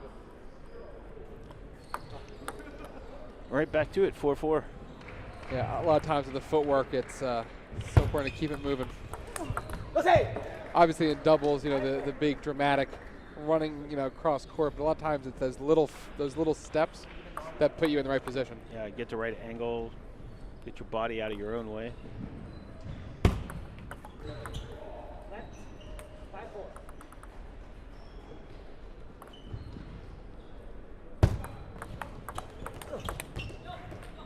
Quickly covering the table, Jeremy hits a nice forehand right into the deep corner. Yeah, it's been the same story as the first game. Oh, yeah. No one's able to take more than a 1 or 2 point lead here. We're at 5-all. What's it? 5-6.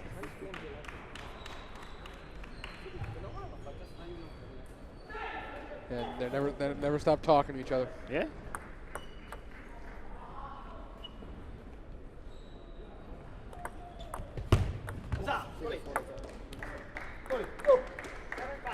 That was a great return there from Kumar. Yeah, it was going to be right on the edge and it double bounced. That is a hard one to handle there. 7-5, second game.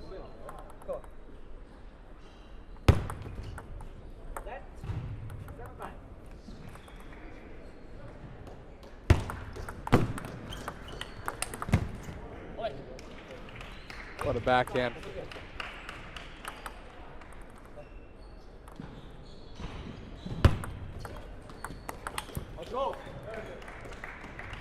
Good follow up there from Lee. And California opens up a 9-5 lead here.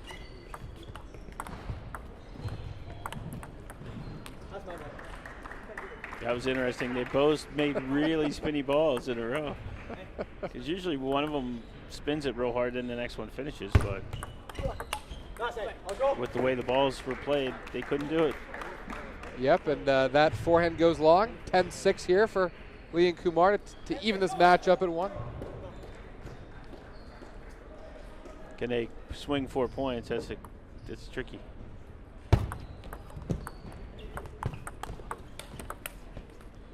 There's one. One saved. 7.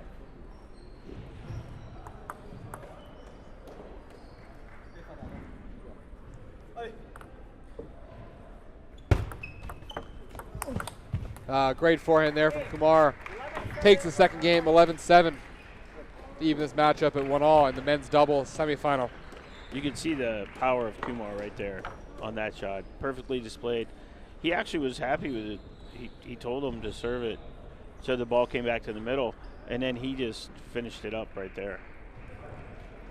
Absolutely. You see the coaching going on there in the back. Very interactive coaching style, you know. Yeah, Cao Zhengxun's earning his money today. Just did the women's, now he's doing the guys. Well worth paying him for the trip. I was gonna say gets paid in the hotel room maybe for the trip. Well, I mean, look, he's got the semi. He got it to the semifinals. I was gonna say it's a good effort.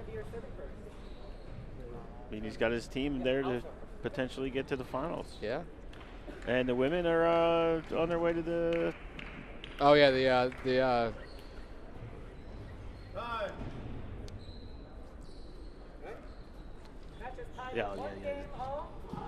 Third game. But no, still, that was between the men's doubles, the team today, singles tomorrow, teams tomorrow. It's gonna be a long weekend for him. You know, he's definitely earning the pay.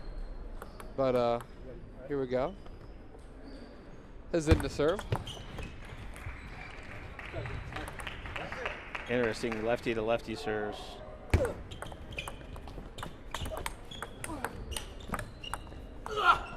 Ooh. You can hear him say, "I can't move my feet." He just wasn't in the right position there. That makes all the difference too in that shot.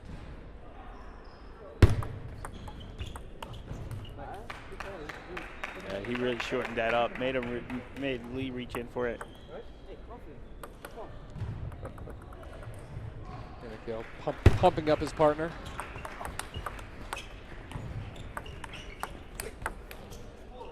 Ooh, great forehand there from Hazin. 3-1 lead for the NYU team right now. Yeah, but what really set that up was Mundit making that little snaky side spin on there. Absolutely. Forcing the ball back into where Jeremy could just let the power go. Yeah, Lee couldn't do much with it. Got a little ball inspection here. And we're good to go.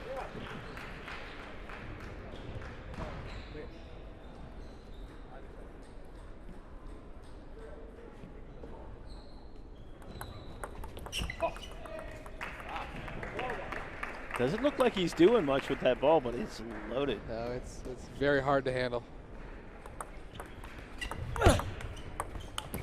Ooh. Got 4-2 lead here for NYU. Little towel break. Yeah. Versus Texas Wesleyan, Mundit was making that exact same shot. Yep.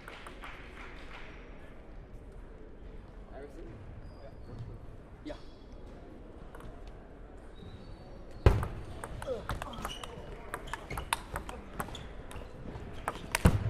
Oh, great put away. He was smart there. That first backhand, he didn't try and go for too much. Didn't try to overexert himself. Keep himself in the right position. Set up the nice big forehand and draw within one here.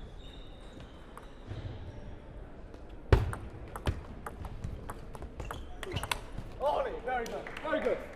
Very good. Yeah, you see that positive reinforcement kind of becomes a self-fulfilling cycle, right? If you tell yourself you got it. Oh yeah, it's always nice to hear from somebody else too. Ooh. It's a really great shot from Danny. Yeah, that's some placement right there. Getting in behind the lefty.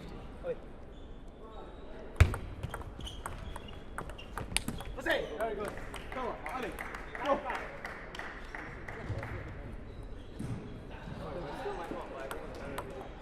Ali, go.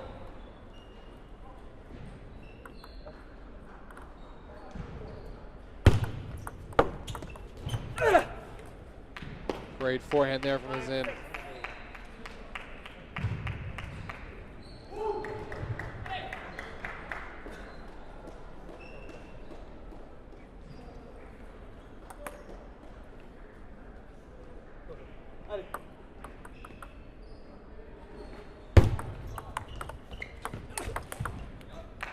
Yeah, you can see NYU setting up the points now, putting themselves in that position to put it away.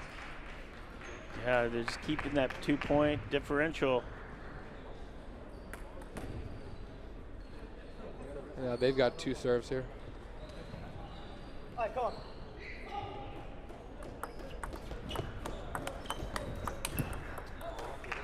Ooh, just put that just a little too far away from him. Yeah, it was really good placement again, like you were saying. Fed it, pushed everybody over to the corner.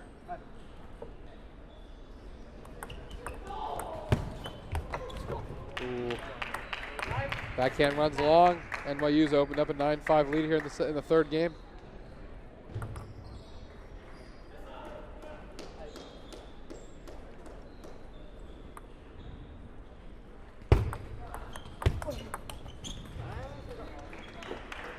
Nice forehand there from Kumar. Pulls one back. The problem is the margin for error is gone at this point, though. Oh, yeah.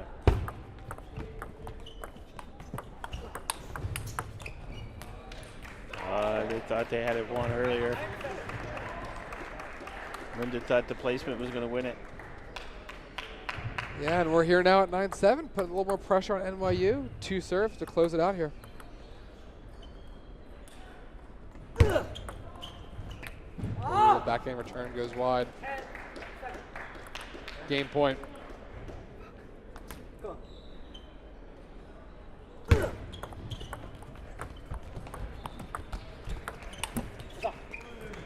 Net and long. All right.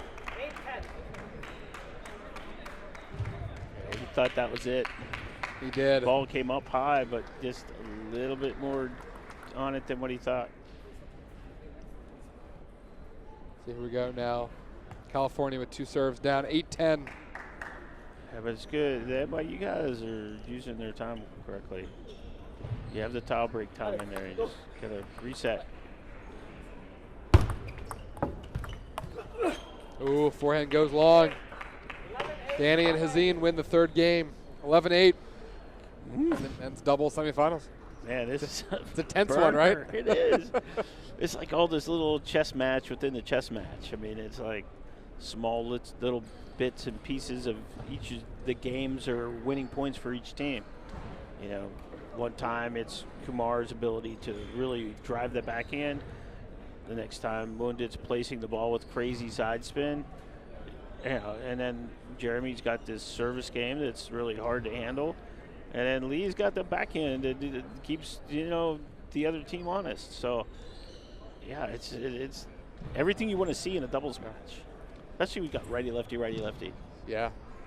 Well, and you saw that match was won there in the middle, right? It went from, it was up 9-5, and obviously they made a nice run back, but they couldn't get all the way back there. And that, you know, it had been, 1 point, 2 points, and then stretch it to 4. Doesn't sound like a lot, but in the course over an 11-point game, that makes a huge difference. Yeah, it's hard when all of a sudden somebody catches on fire and they get a good lead, and it's okay at the beginning of the game because you still got some time to work back. But as soon as that gets into that middle section, you're all tied up, and all of a sudden you go on a run. It's more trouble. Absolutely. NYU leads 2 games to 1. Fourth game, California to serve. You can hear the umpire making the announcement to start play here for the 4th game. We've got Lee to serve.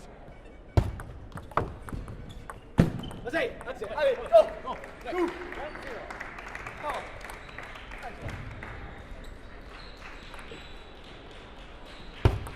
That's right. 1-0.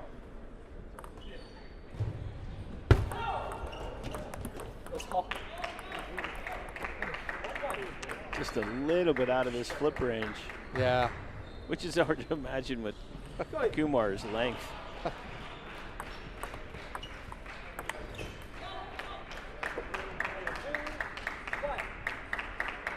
So that was a fake loop. Just didn't have this spin.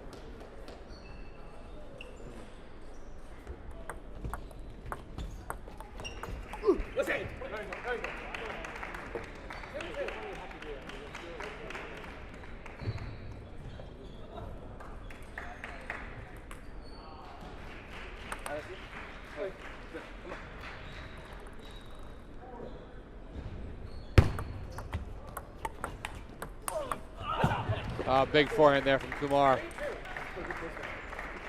Match starting very similarly to the last 3. Very tight start here.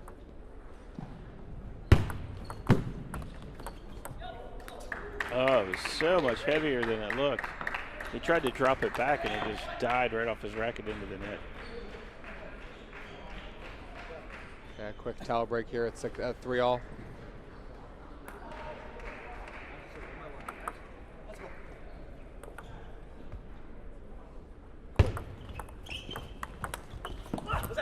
Ooh. Big block. Yeah, monster block.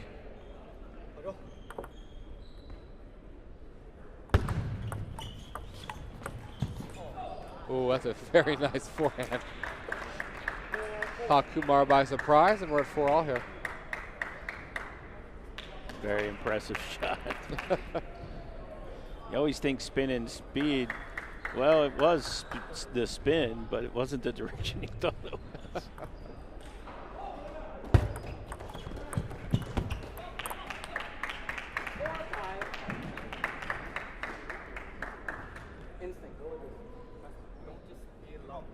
Hey, let's go.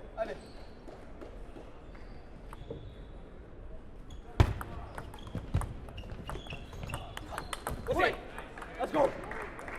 They needed that point to get back in this one. 5-all here. Regained some confidence there after a couple of misses from Kumar. Yeah, but Mundit's doing his job. Yep. He's keeping everything very complicated. Yep. And keeps California over the top of the table.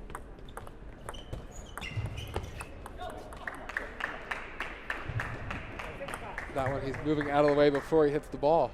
You know, he's already trying to bail, and he doesn't stay in. And yeah. we have a timeout here from California. Regroup. Get some water.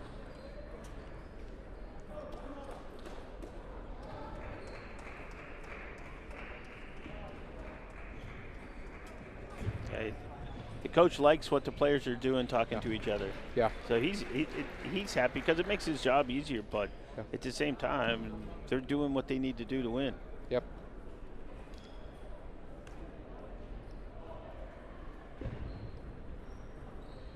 Because NYU's already headed back to play. They want to keep their momentum going right now. They do, yeah. They've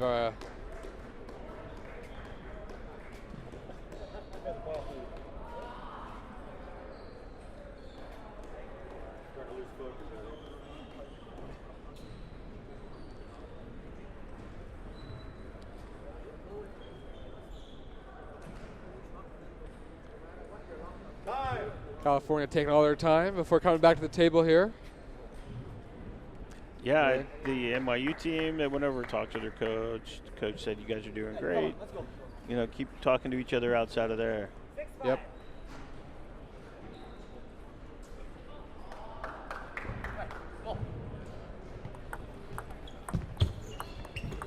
That's a good response here from California. Over on table 2, Roger, it looks like the Alguetti brothers from Indiana University have defeated the team from USC and are advancing to the men's doubles final. Talk about communication. Yeah. Yeah, both guys play really power games. Let 6-6.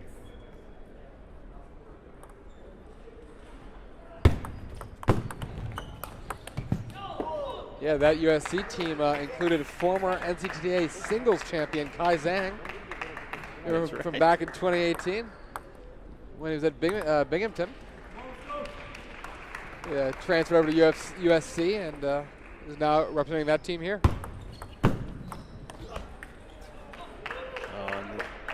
That was a good idea, but man, it's hard to pull off that shot. Yeah, now NYU closing in here. 8-6 with 2 serves. Tons of pressure on the California team. Yeah, huge forehand from Hazin.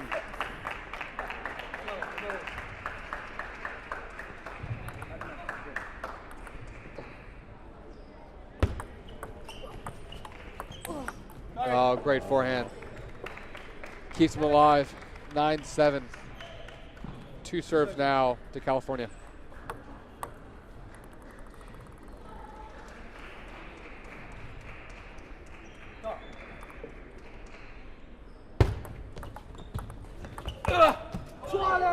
Great forehand gives 3 game points to NYU.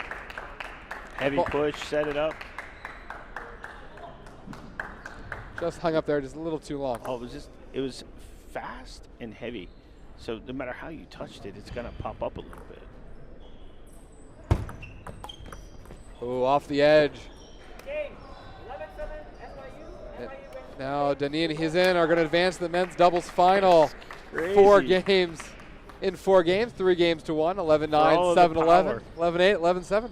All the power and great shot making, it all came down to the little edge right there at the end. It was a really tense match, very good match, very, you called it a chess match earlier. Yeah, kind of anticlimactic with the edge ball. It's like, it came out of nowhere. It was like, oh, what?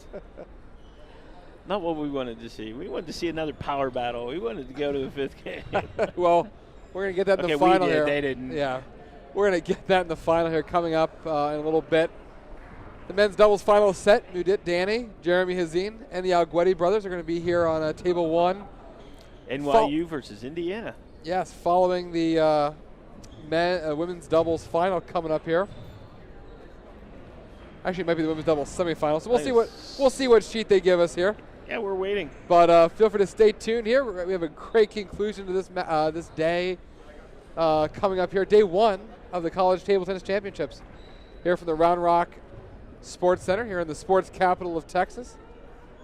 Roger, that was great, and we'll do it again soon. All right, man. All right. Brandon Lawrence signing off here with Roger Dixon here at the 2022 College Table Tennis Championships.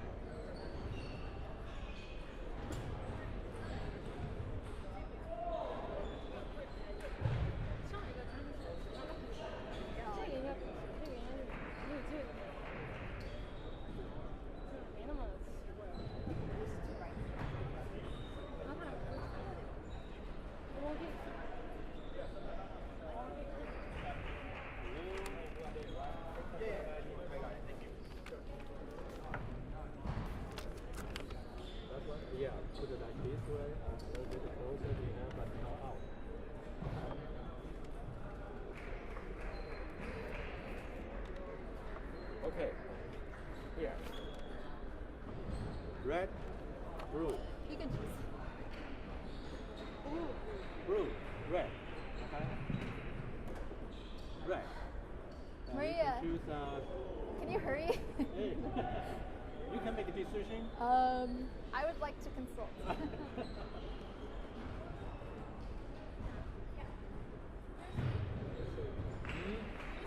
see. So you can choose which side you want. You have to decide. Which side you want?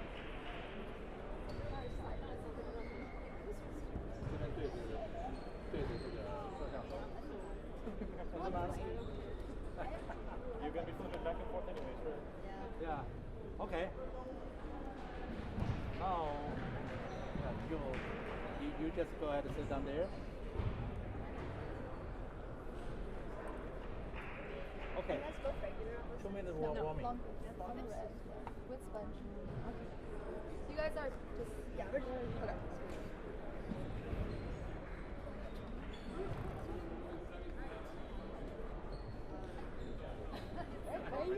I'm sorry, I forgot about who's going to serve.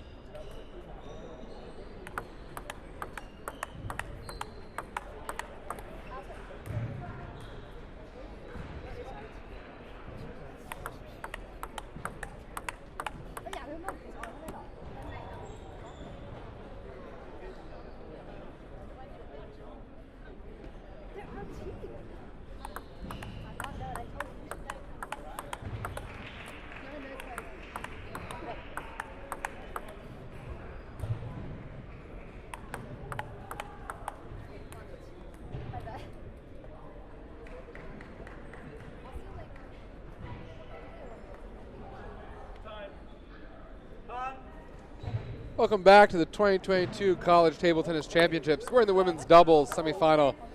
Brendan Lawrence here. Roger Dixon will join us shortly. We got a great semifinal matchup here between Maria Castillo and Sophia Wu from MIT, and Eden G and Kelly Zhao from Texas. Texas to start us off here. First point goes long. If you've been watching the Table 1 stream, we've seen Castillo and Wu before, MIT women's doubles. They got the job done today against Texas A&M in our first women's team match of the tournament this morning. And if you're watching a little bit ago, we just saw Xi and Zhao defeat the team from NYU. 2 versus a 3 seed here in the women's doubles semifinal. Roger, it's we're getting down to the business end of this tournament here in the semifinals. That's right. We're going to finish all the doubles up today. So if you got some time, hang out and check out some of the best college doubles players going on right now.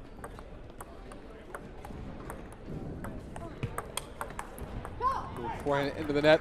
Castillo and Wu, they defeated Wang and Pham from A&M first in a rematch of the Coed, the women's team match earlier today. They defeated Chu and Kaishik from Michigan State And as I said before, Ji and Zhao defeated Mai and Zhang from NYU after their first round bye. A little over anxious, clipping the top of the net. The pacing's a little odd because you got 2 attackers and then a long pips player on the one side. And she's been, you know, more of a modern defender where she's flipping and attacking some, but primarily it's been a lot of the long pips plays. Yeah, what a hot start here from Texas. Taking a quick 6-2 lead here in the first game.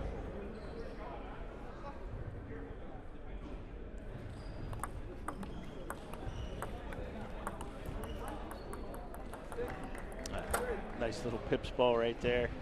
Ball just slowed down and stopped on the top of the table. It's hard when you get a little bit of a pace going and all of a sudden you throw this other ball in there that kind of doesn't do what you want. Yeah, great attack in there. Texas definitely knows what they want to do every shot. Ooh. Net rolls over, 8-3 lead here for the Texas team.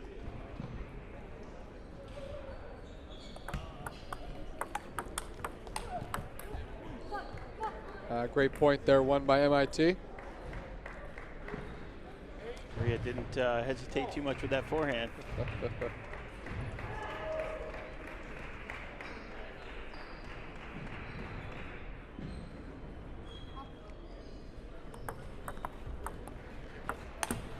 Ooh. That was an opportunity to put the forehand away, but she missed it. 9-4.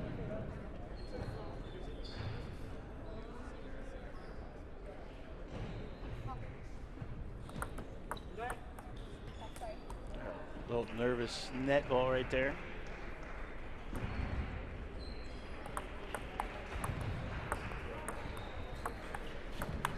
Oh, great forehand. Stepped around it very nicely, yep.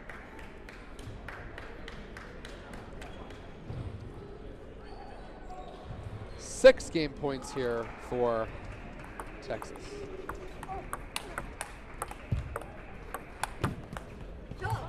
And they get it on the first one. Ji and Zhao from Texas take the first game, 11-4.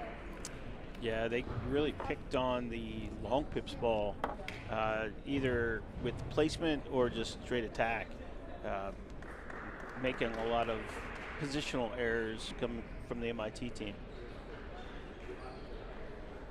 Yeah, and you wonder too, this MIT team has had a very long day.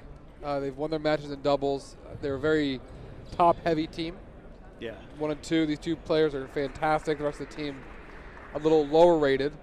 They've played a lot of doubles today. Yeah, it was interesting to see how they mix the attacking and the defending style together here. Yeah, both two of MIT's 3 wins against Syracuse and against A&M were in doubles. Texas did win against Michigan State in doubles to advance out of their group. So both teams had some doubles experience today so far, and I think we're seeing it in that game too.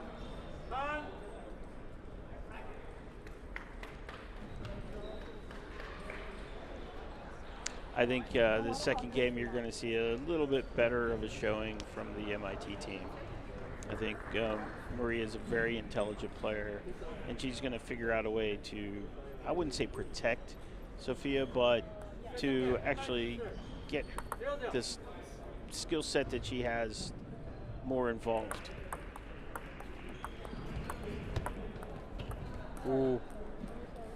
I don't think she planned on getting the net, or the edge of the table involved. But. Very strong opening attack.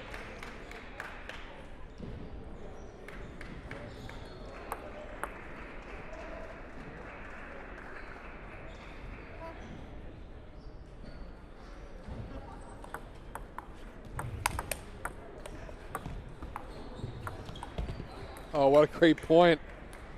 Great defense. Big opening loop, counters, smash, defense.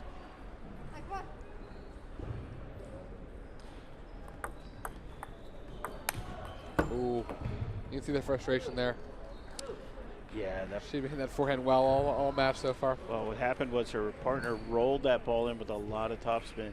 So when Sophia chopped it, it was super heavy.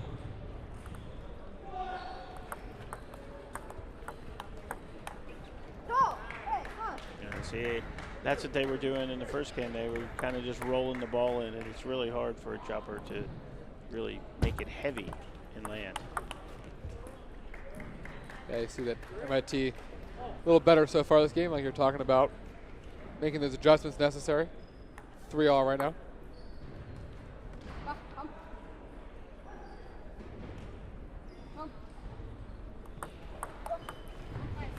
What a nice backhand flip. Yep.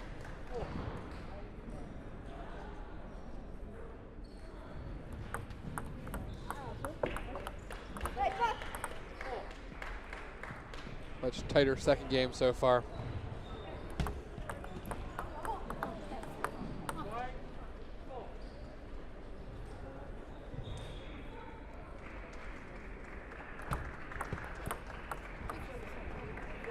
Got her twice. Yep. That's pretty impressive. In doubles, to be able to disguise 2 serves and put it in the net both times.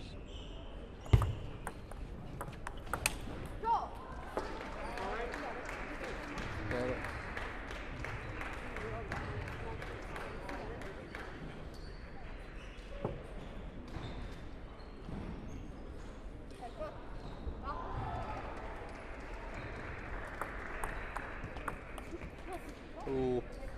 Forehand goes just a little bit long here. 7-5. MIT with the lead. Great forehand. Yeah, she is so fast to that ball. Yeah. She decides to step around. It stepped around.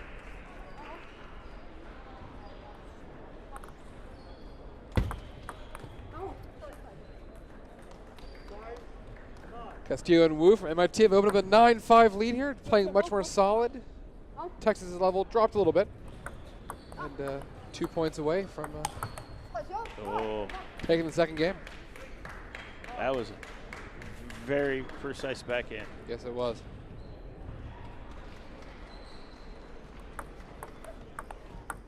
Yeah, they're trying to make it as confusing as possible for Sophia.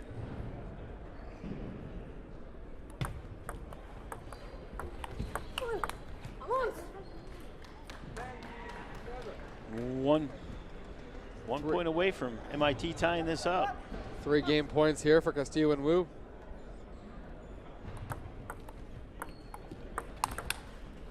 Ooh. Too much on that forehand, and Texas has a chance now. 8-10.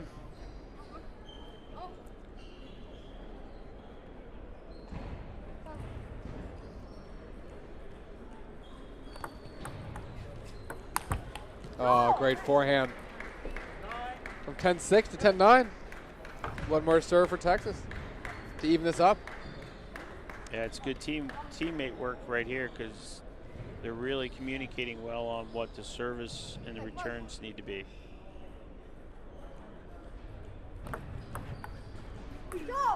Ooh, return goes wide. All the way back to 10-all.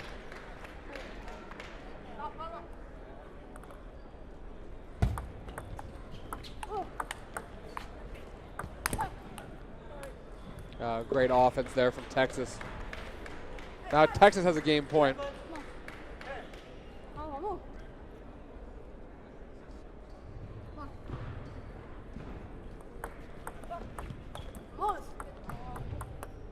MIT recovers there to make it 11-all. Yeah, this is the pattern that they need to win it on.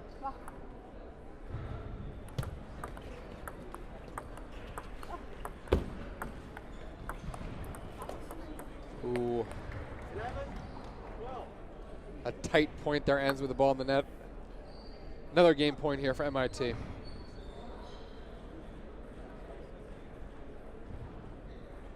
This is the struggle right here. The serve is really good against the pips. So she tried to flip it, use her inverted. It was just too much spin. She couldn't pull it down.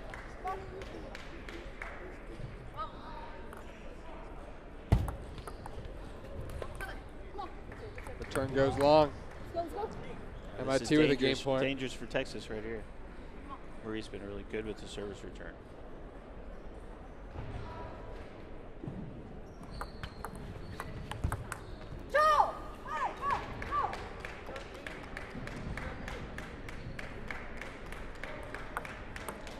Saves another game point here. We're at 13 all.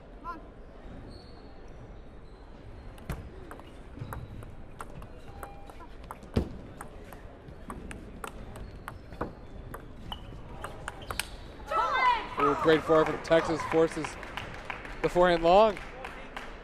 Ji and Zhao have another game point.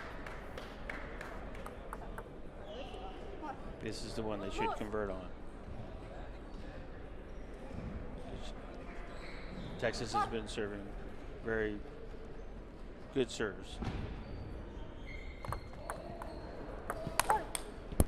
Yeah, huge forehand there from Texas. Takes the second game, 15-13. A real good effort from MIT. Comes up just a little bit short. Yeah, I told you they were going to come back. I didn't expect it to be that tight. But yeah, they did a great job. Now the trick is on the rotation when they change. Yep. The service and service return, it's got to be tighter for MIT to have a chance to pull back into this. But it's hard. The way Maria plays with inverted on both sides and Sophia with the pips, it's hard because it's not her natural. What she would do for singles is not what she's doing for doubles. No, it really is a different game. So we'll see what adjustments they can make, and we'll be back here quickly with game 3.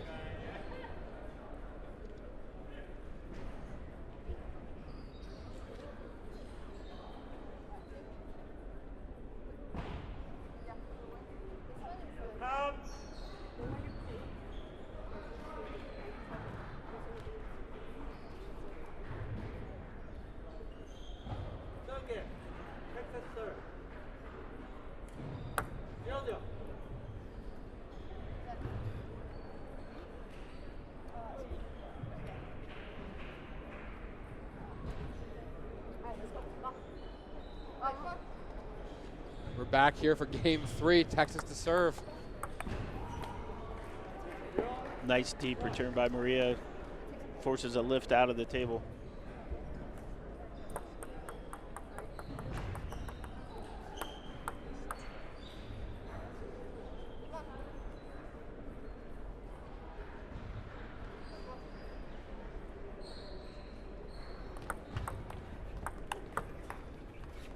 Ooh.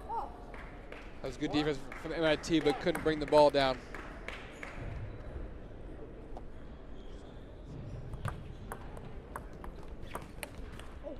Ooh, forehand goes a little bit long there.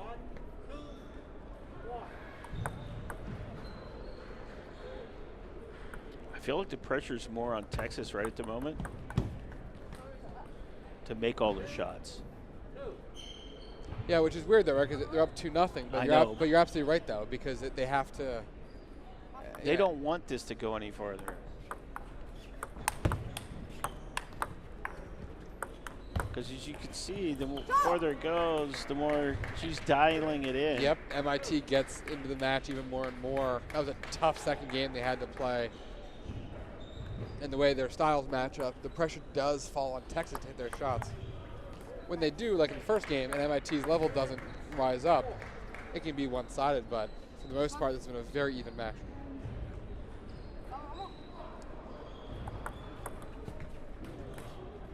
Yeah, Maria was ready to pound that ball. I think that was a lost point either way. If it hit, it was going to get smoked. Wrong side serve.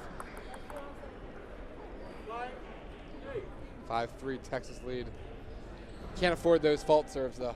No, that's can't afford them. Not at this point in the day. Ooh, that was a nice return. Had to stretch for that one.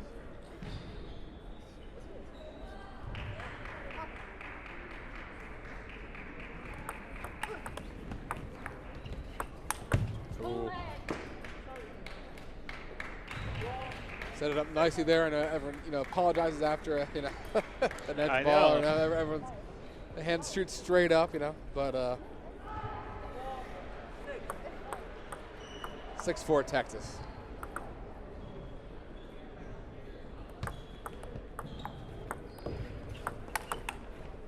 Yeah, it's a great backhand. Oh, she was really ready for that.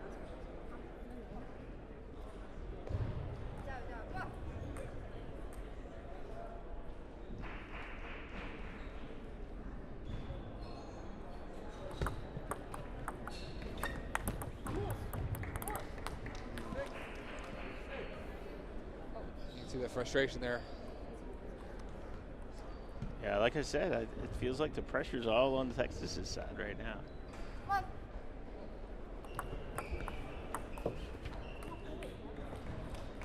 Good choice. Just a punch with the pips. She didn't try to chop it.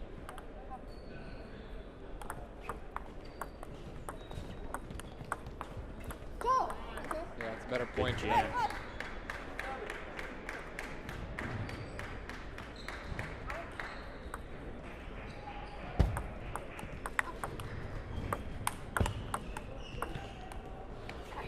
That was great defense from Texas, but they couldn't get the last one. MIT opens up an 8-7 lead. Could we see a little bit of magic happen? That was a great return. They've been so aggressive on the serve return, and there she actually cut it back where he was not expecting that. Very good stuff from the Texas team. Yeah, that's a good serve. Yeah. 2 points away from the final.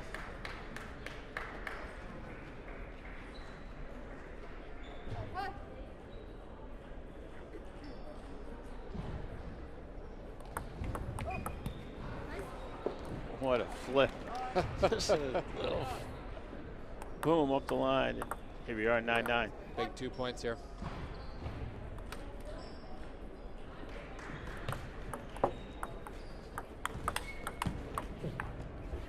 Oh, great forehands there. Match point for Texas. All the balls in that corner. Oh, she had it on her backhand. 10-all. MIT's fighting their way into this. These last 2 games have been very tight, very tense.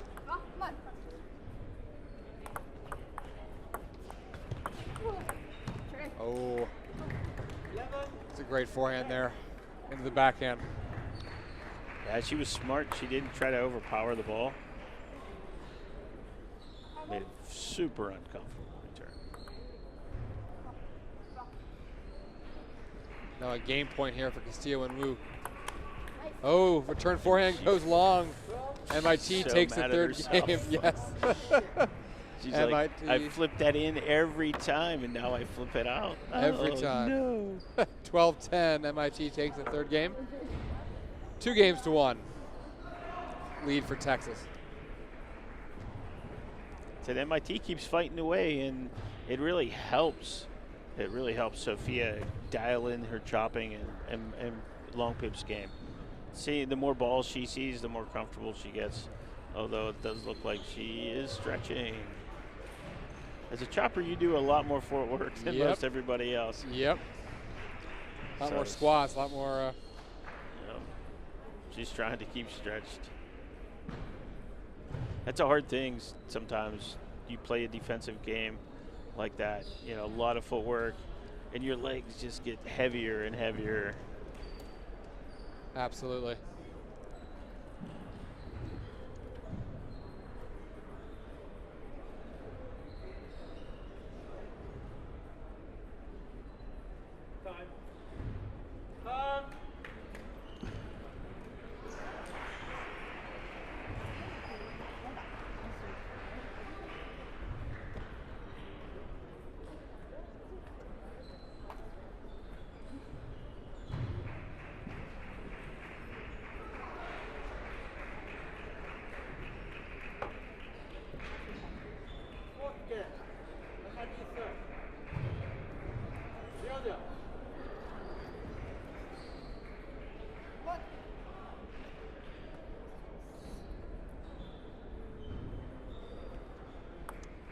We are back here for the fourth game. First serve for MIT.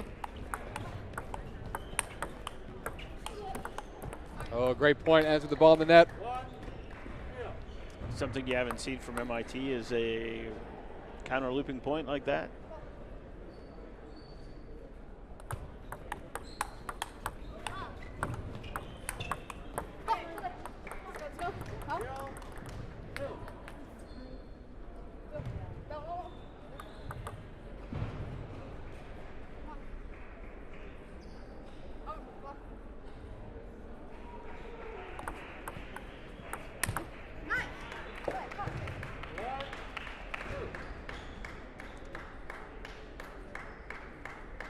So there's a shot that Sophia needs to make there off that serve return that I don't know if she feels comfortable doing, and it's actually a counter, a backhand counter with the long pips.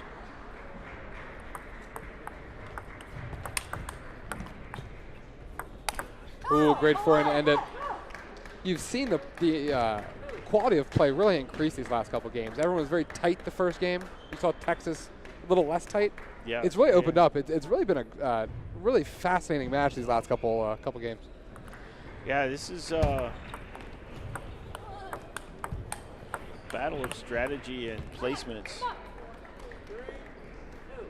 Absolutely. MIT with a quick 3-2 lead. I understand we don't have scoring right now on the court, but we'll try and keep you updated as much as possible. 3-2 for MIT.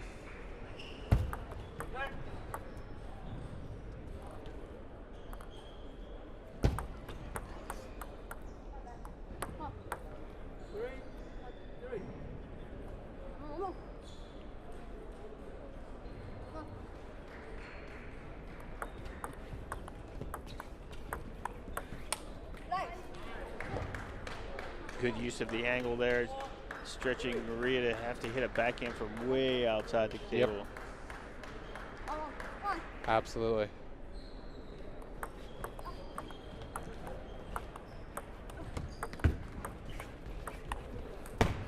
Ooh, we see the frustration a little bit. Yeah, because they really don't want Maria taking off on those counter forehands. He takes them right off the bounce. They don't have a chance to recover for them. So they want to keep pinning her out wide to her backhand. Absolutely. She's way less dangerous from there.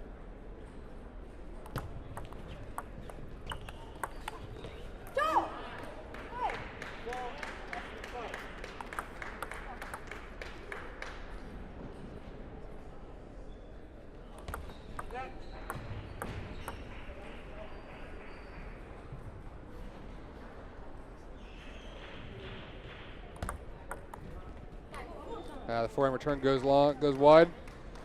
Oh, got the live scoring back.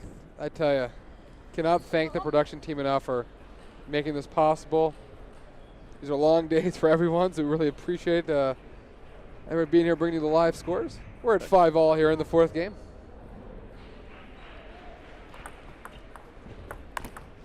Big forehand.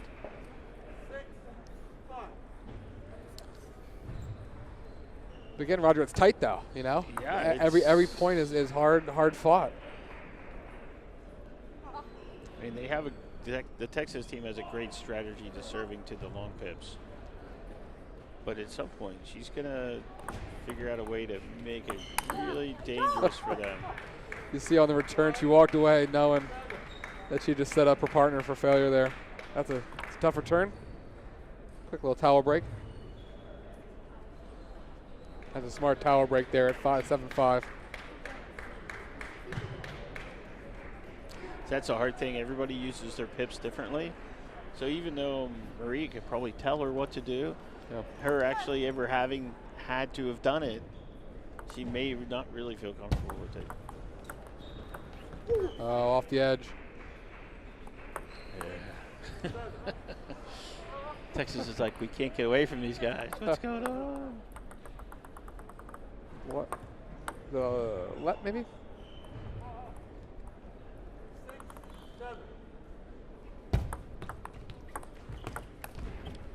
That was a really nice third shot there. Kept it low, didn't let it come up. We've seen a lot of times Texas be able to swing freely on that ball. They weren't able to in that time, and back to 7-all.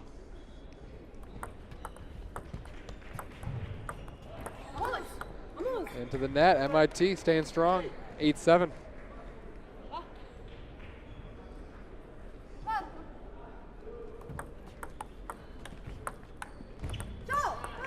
if that would have came over, that would have been so much trouble. We're at 8-all here.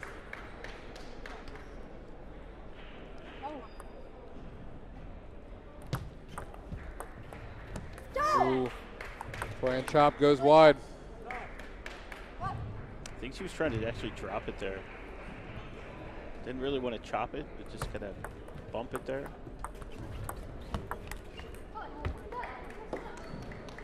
Yeah, see the frustration there. Yeah, they want to end this, and we're at 9-all now. And MIT just doesn't want to go away. No, we're at 9-all right now. It's awesome. I love it. Sophia's like, shoulder hurts, my knee hurts, my hip hurts. But I'm going to keep fighting. I know what you're going to serve me. I'm just going to find a solution. There it was. This is the forehand. MIT with a game point to take it to a 5th. No pressure on Texas at all. And I'm going to say this is a fast dead serve.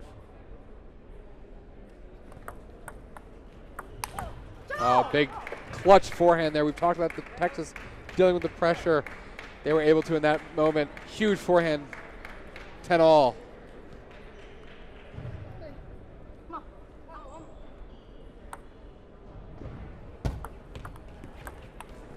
Ooh. Forehand just goes off the top of the racket. We have a match point here for Texas to go to the final. I feel like deja vu. We talked about that last game. They had a couple match points. Yeah. Their 3rd match point of the match. Just keeps fighting back. Oh, and there it is. Eden G, Kelly Zhao of Texas take the match 12-10 in the 4th game to win 3-1 to advance to the women's doubles final.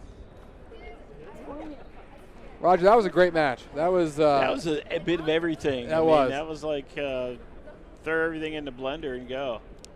No, that was a great match, and I think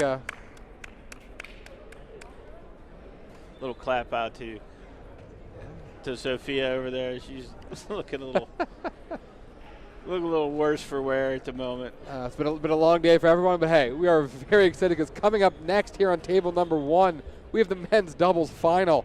Sharon Alguetti, Gal Alguetti, Mudit Danny, Jeremy Hazine, 1 versus 2. Looking forward to that, Roger. The way it's done on the paper, let's see if it actually works out, how this is going to be. It's going to be a great match. We'll be back with you shortly here. Make sure to stay tuned to the stream. Brandon Lawrence alongside Roger Dixon. We'll be back soon from the 2022 College Table Tennis Championships.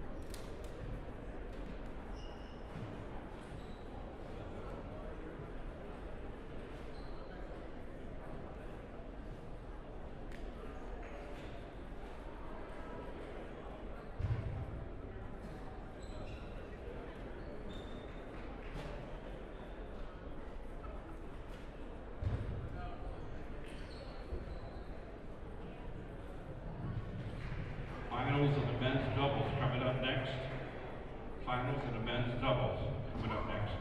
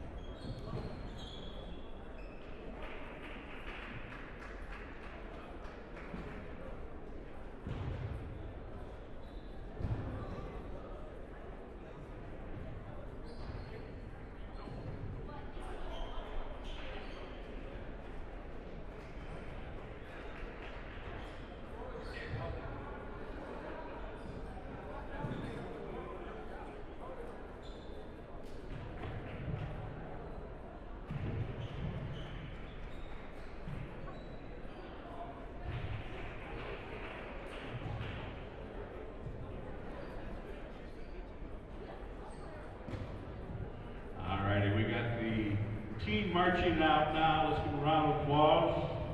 We got the 2 teams for the men's championship doubles. This is best of 5.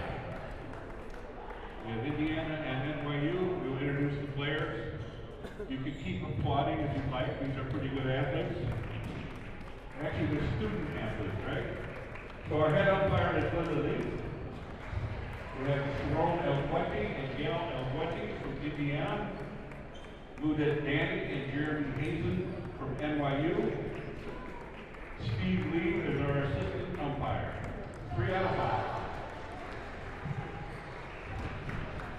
Good evening and welcome back to the 2022 College Table Tennis Championships. Roger, we are crowning our first champion today. We've got the men's doubles final between Sharon Elgueti, Gal Elgueti from Indiana University, Udit Danny, Jeremy Hazen from NYU. They've both had a big fight to get here, so it's gonna be the fireworks that we all expected as the number 1 versus the number 2. Yeah, we've come a long way here today, starting at 9 in the morning Central Time. It's now, clock's almost going to strike 8 p.m. here. So it's been a great long day of table tennis, and finally we're going to have a champion tonight. It's 8 o'clock, really? Yeah. Yeah, time flies when you're having fun, right? I know. I was like, boom, boom, boom. I Here know. we are. I know. Well, the tournament competition crew has done a fantastic job making sure everything's on schedule today. There's no lights in here. We're not at a casino. We're at the Round Rock Sports Center here at the sports capital of Texas. I made this joke a couple times today, so sorry if you've heard it before, but we were here in 2016, here in 2018. Something happened in 2020, so we couldn't be here, and now here we are for the men's doubles final. It's been a long journey, but we're back. Who wants to call it? Yeah, so if you notice, the Elgueti are both sporting the purple rubber on the one side. So you were talking about, somebody was talking about, the kids, they're more high tech and stuff. Well, they're going with the latest color technology. Yeah, with the rule change and allowing different colors on the rubber. Jeremy is serving first. Who is receiving first? But look at these guys, man. They got matching shirts, matching shorts, and the same shoes. Who is receiving first? And they're the craziest Eula shoes that I've seen yet. This is Pink, the special ball you gave me? black, Your 2 and minutes warm-up hot yellow. starts now. They're ready to go, and we got They're ready, head umpire Linda Leaf, a wildly respected veteran of umpiring, so we know this match will be in good hands. Well, she's actually brought the college championships to her home state of Wisconsin a couple times. Yes, we were in Eau Claire a couple times. We've had a good time, and I guess that would be the very north as far as we've ever gone. Well, I think we were in Rochester, Minnesota one year too. I think that's pretty north, but they're both brutally cold at the wrong time of the year. Well, this time we are deep in the heart of Texas here in Round Rock. Wanted to thank our sponsors for today. Round Rock CVB, they've been tremendous partners. Like I said, this is the 3rd time we've been here. We have supporters DHS and Doublefish. Thank you both. And thank you to all of our amazing NCTTA volunteers that make this possible. It's a small army, including yourself, that puts it all together over the week. So we are very excited here for the men's doubles final. Yeah, I always want to kick out thanks to the San Antonio Table Tennis Club and the Austin Table Tennis Club, because this is where most of our volunteer umpires have come from. So they've taken the time to get those guys trained on how to umpire. Absolutely. Well, here we go. Hazen to serve first. We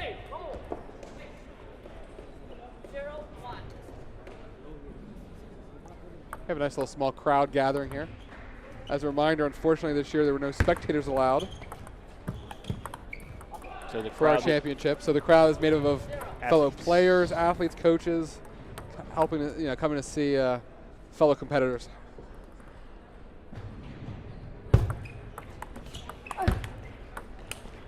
Ooh. Good defense.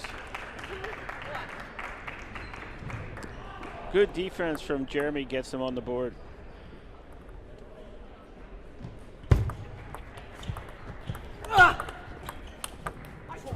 Nice backhand from Danny. You're seeing a lot more emotion outside of Hazen and Danny. We had them in their last match against Kumar and Lee. They took it 12-10 in the 5th. It's a lot of emotion here. They're coming out I think strong. it really warmed them up for this. Oh, what a forehand. Hazen confused there. He thought he had a better shot, but Guede put it back with interest. And these guys, they play power. I mean, if they have touch, and they'll use it, but generally, they want to get the ball rocking and rolling, and they're really, really hard to keep up to.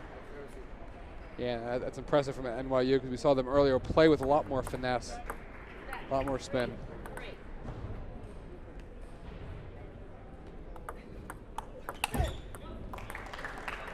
Yeah, wasting no time going after that big forehand.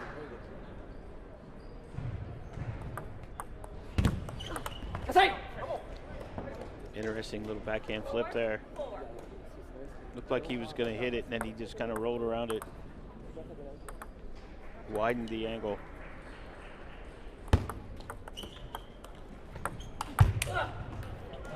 Great heavy forehand from Alguete.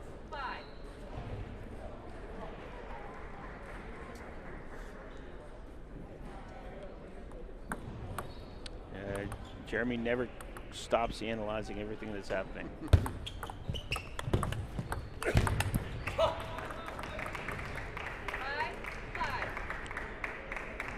5-all here at the midway point.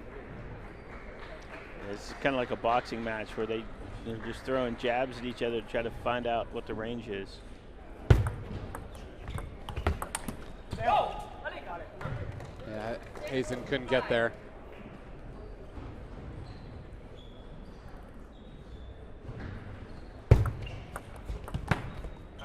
Ooh. Block goes long. 6-all. Haven't seen any separation so far in this first game.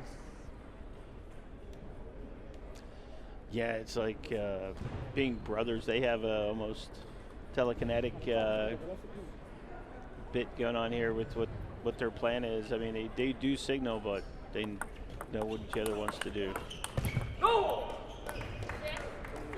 Yeah. And it's funny because even if they miss, they do a fist bump.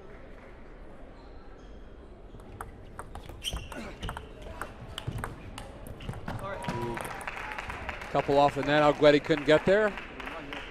We're at 7-all.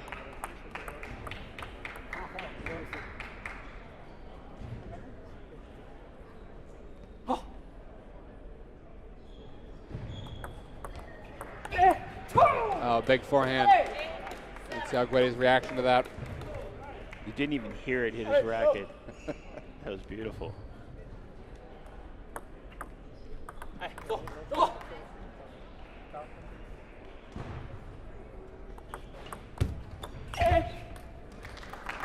Going for the aggressive forehand early, misses 8-all.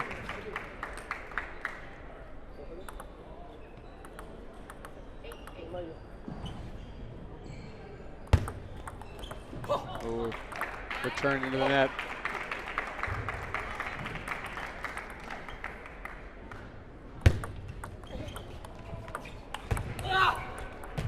That return set them up so nicely for that point. We're at 9-all, the next towel break. Just can't get away.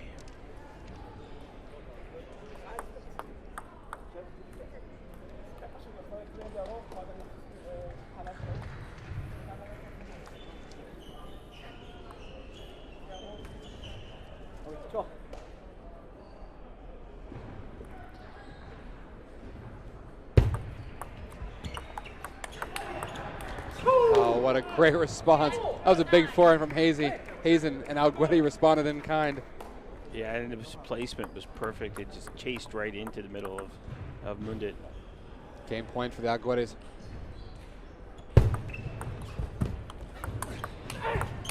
Oh, Danny's forehand goes into the net. The Alguetes from Indiana take the first game, 11-9. Roger, a really tight game, but one that Indiana pulls out. Yeah, I mean, right at the end, too. I mean, it wasn't, there was no, they kept catching up to each other. Exactly what we expected. Yeah, there was no separation there until the last 2 points. That was the first time all game someone won 2 points in a row. Yeah. And one of them was because the ball hit the top of the net. Yeah. Now, a very, very tight game. I suspect we'll see 3 or 4 more of those tight games. Oh, no doubt about it, because now you know the service return strategy is going to be a little different based on the strength of the returner. So we'll see what happens here.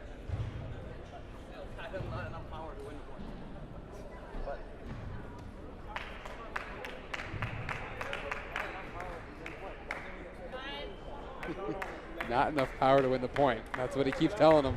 I don't know. Is it his equipment or is it him? That's what I'm really curious. Who doesn't have enough power to win the point? Maybe it's because he has the old generation shoes. You know, he's got to update his shoe. Because Mundit has these new Mizuno shoes, and the other guys have the new Eula shoes.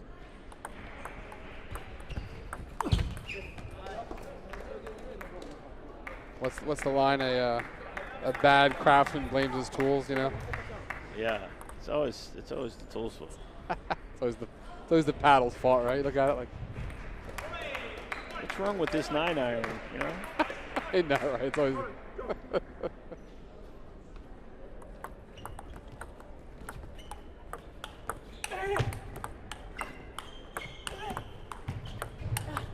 Oh, point of the match so far. Yeah, that's definitely a crowd pleaser right there, man. That's a highlight reel. Indiana kept putting pressure. Danny couldn't get the backhand back in play. Now Guede's out to a quick 4-love lead here.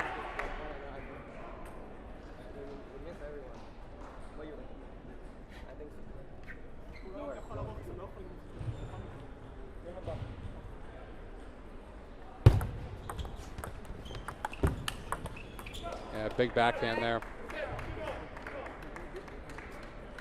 Yeah, he's very balanced on both wings, and he's very powerful. NYU's going to have to make some adjustments here.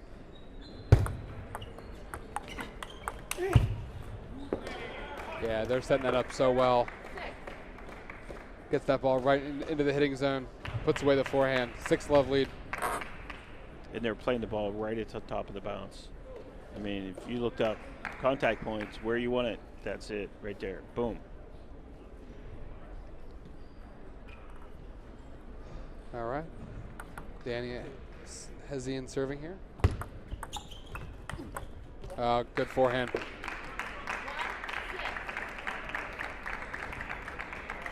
I think Mundit sometimes think he has to be the setup guy, but then that was a good finish.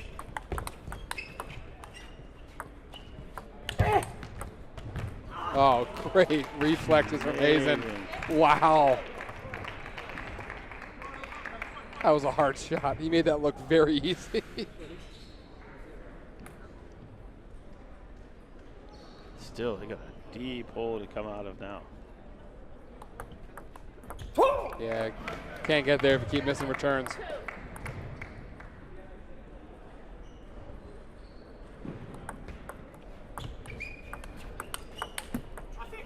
Yeah, into the net again, 8-2, Alguedes. Well, that was off a good setup and a jam into Mundit. He just didn't have enough space for the power that came at him.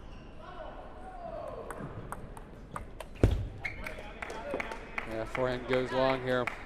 And he just slid that out there, and it really was nothing more than just a side spin, almost like a drop. It just stalled. You see him bring the racket low, bring it up. We're at 9-3 as the players go over for a quick towel break. You're in game 2 in the men's doubles final between the Alguedi brothers and Danny and Hazen from NYU.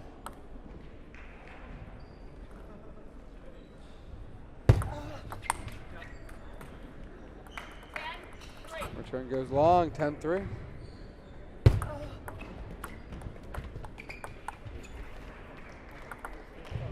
Turned that into a really technical little point.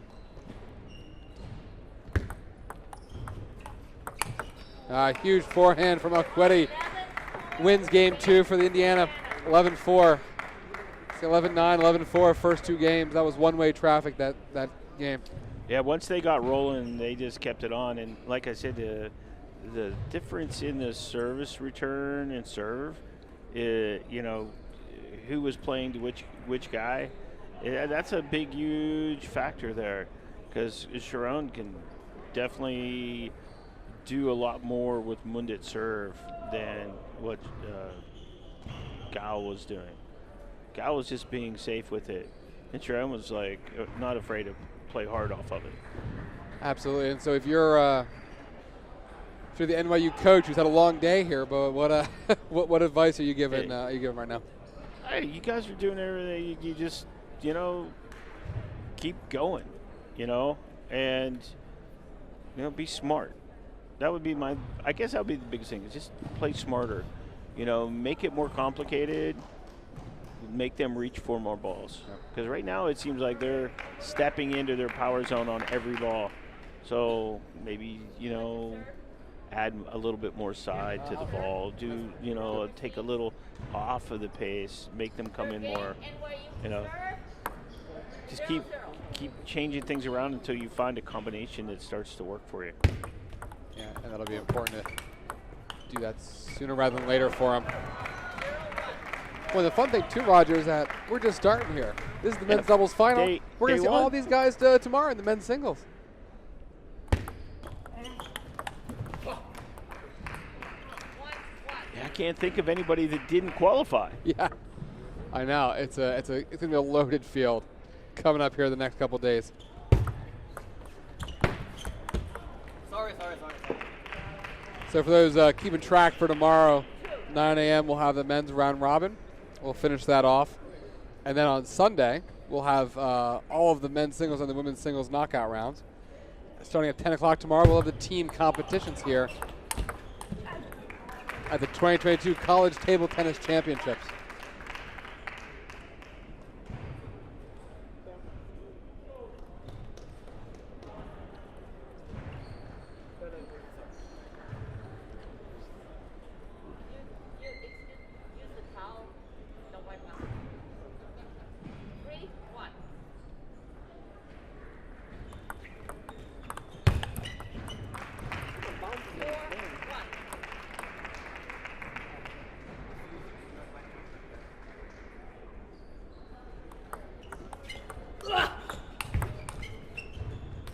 Ooh, I thought that one was dropping in. That was dangerously close to dropping in. Wow. Much better start here from the NYU team, staying close. Come on. Yeah, they need to get out in front and stay out in front. Yeah, much better return there. Not letting him attack there.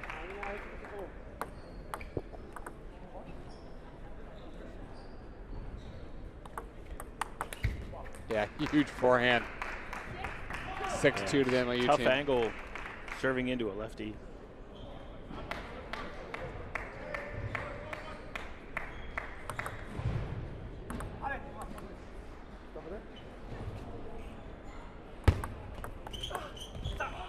Oh, nice backhand out wide.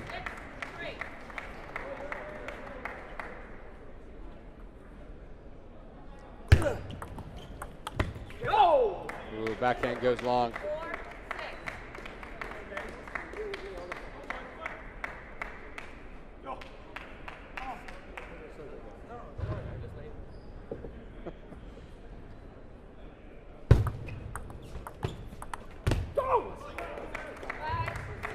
The NYU team is definitely more expressive than other teams you'll see. It's fascinating watching their interactions.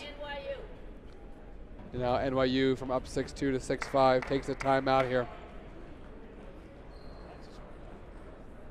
Great timeout. That's a great timeout. It started to get away from them. Cool those guys back down and reset your plan.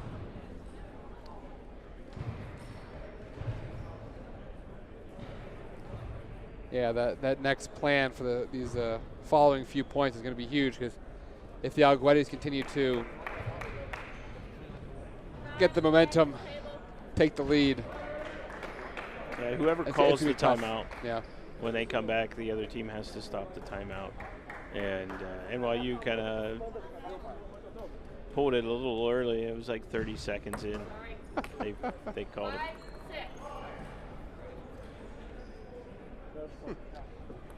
The little gamesmanship. Oh, literally, I've actually called a timeout. Had my player come over and said, "Hey, we're going to go eat pizza when we're done. As soon as you win this match." And then and had him go back to the table, and the other guy just got to his coach because he was on the far side of the court. It worked. Pizza was good.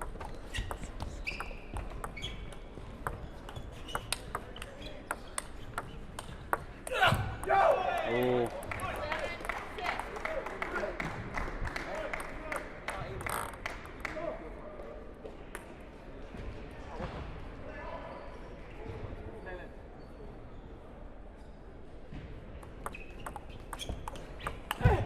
Ooh, he lined up the forehand, but it went long. Yeah, Jeremy went spin instead of speed.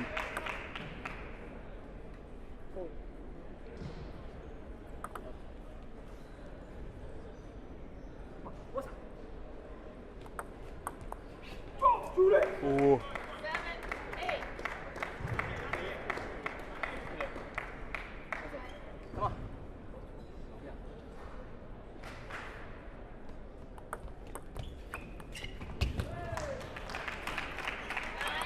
9-7 here for NYU. 2 points on serve to try and get back in this match and win the third game.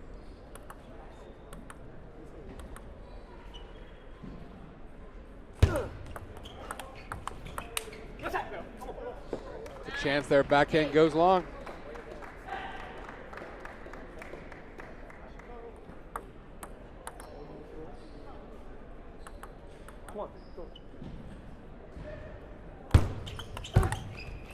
Oh, what a return. Super risky. Super risky long serve. They paid for it there. 9-all here with Alguedes with 2 serves coming up. Yeah, Moon did all he could, but the ball was coming back so fast at him. He got his racket in front and hoped for the best. It's tricky.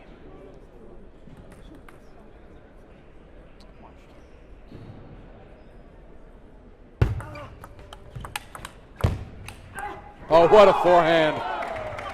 What a forehand. Sets up a championship point for the Alguedes brothers. Look, they're even jumping in sync, man. That's crazy.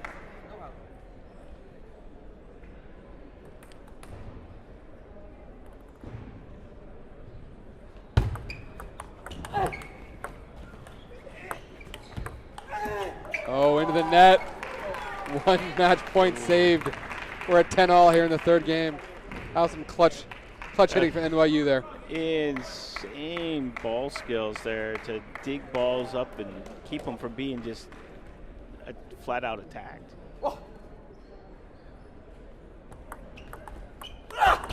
Oh, big forehand causes an error. NYU's first game point here, up 11-10.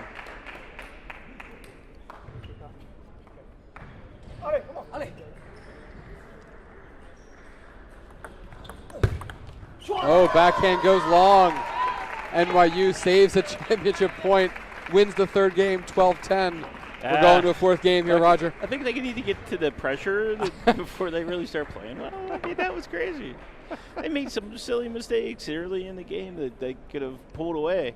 And they made these little silly mistakes, and they cleaned it all up. And right at the end, under the biggest pressure, they pulled it out. They put it together. Just in the nick of time.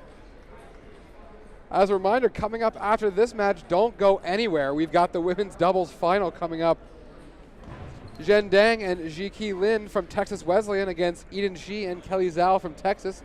We've seen the Texas team a couple times here on table 1. Yes, that should be a great match here coming up at the conclusion of this men's doubles final.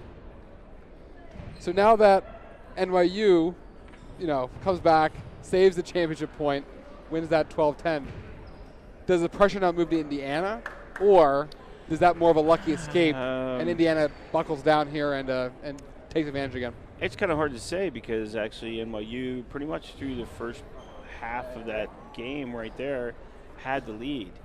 And then, boom, Indiana made the run.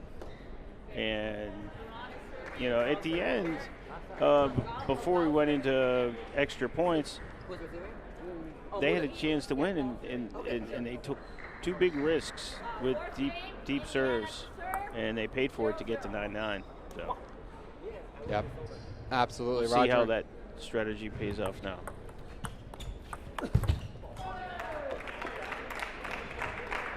Yeah, and you've seen that forehand work so well, but you know, when he doesn't get there, then that's when the errors start happening. He got there and put it away. That's typically the angle on the first point that you see. That's not where he wants to be playing from. Jammed in the middle.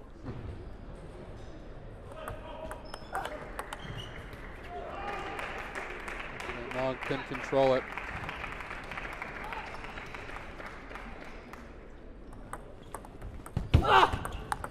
Oh, good put away.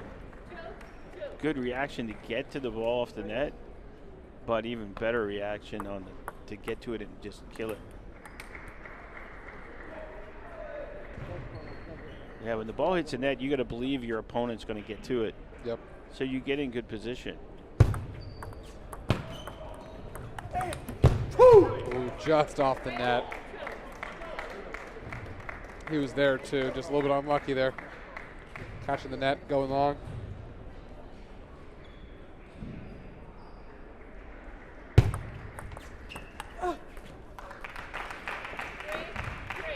It's funny how they have the ability at this level, this skill level, to take a push and take everything out of it. Take all the spin away. It still flies the same way. It lands and just does nothing. And that was what happened right there. Yeah, it's remarkable that the technique and the skill of our top players here.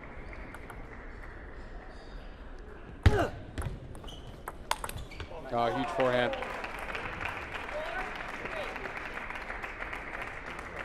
At this upper level, any opportunity you have to put the ball away, these players know how important that is. Yeah, those little windows very, very rarely appear. Oh, what a forehand.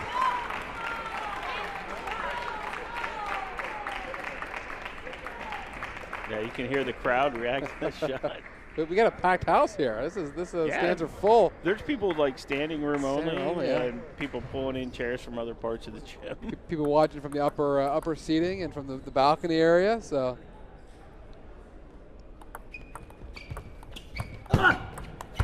Oh, in the net. These 2 points are a chance for NYU to pull ahead a little bit, losing the first one, up 5-4.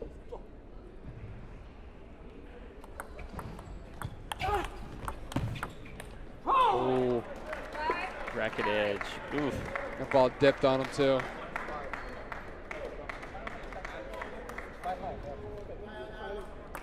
Surprise, surprise, we're at 5-all.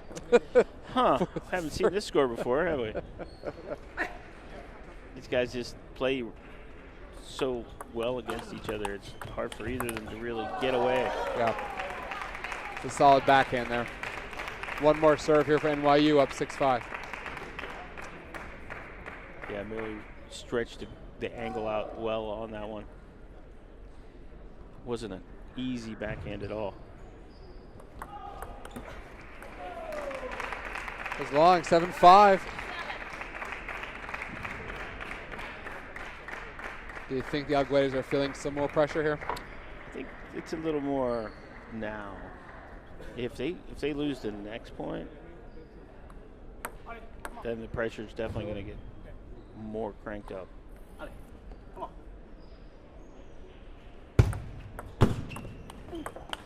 Oh, just missed that one. Smart play though. He took a little bit of the tempo out of it, added a little bit more spin. Yeah, broke up his timing just a little bit. Yep.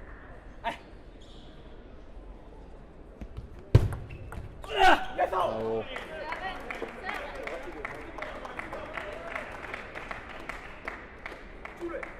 Just when you thought we were going to get away. Couple clutch serves from Alguetti. Yeah. 7-all. Oh. That's such a hard shot, and he mistimed it just a little bit. Alguetti's up 8-7.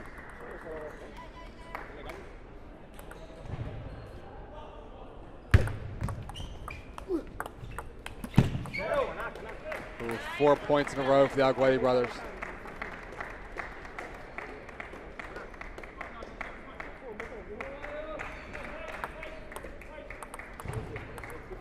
Two points away from the championship.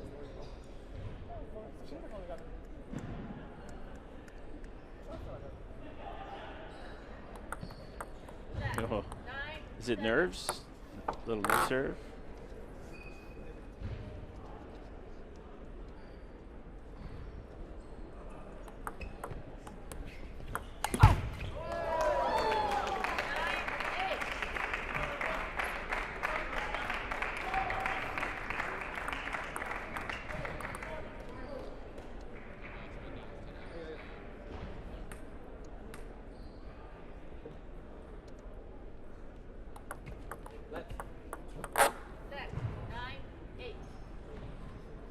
Big pressure serve coming up here. Oh, return goes wide. Man, that would have been dangerous. 2 more match points here for Alguetti brothers to take the men's doubles final.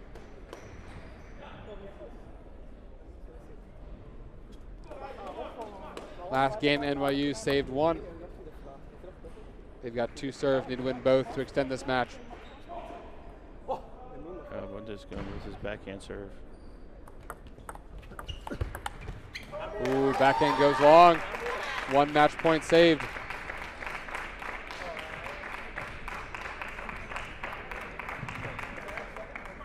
Really spun that ball in hard.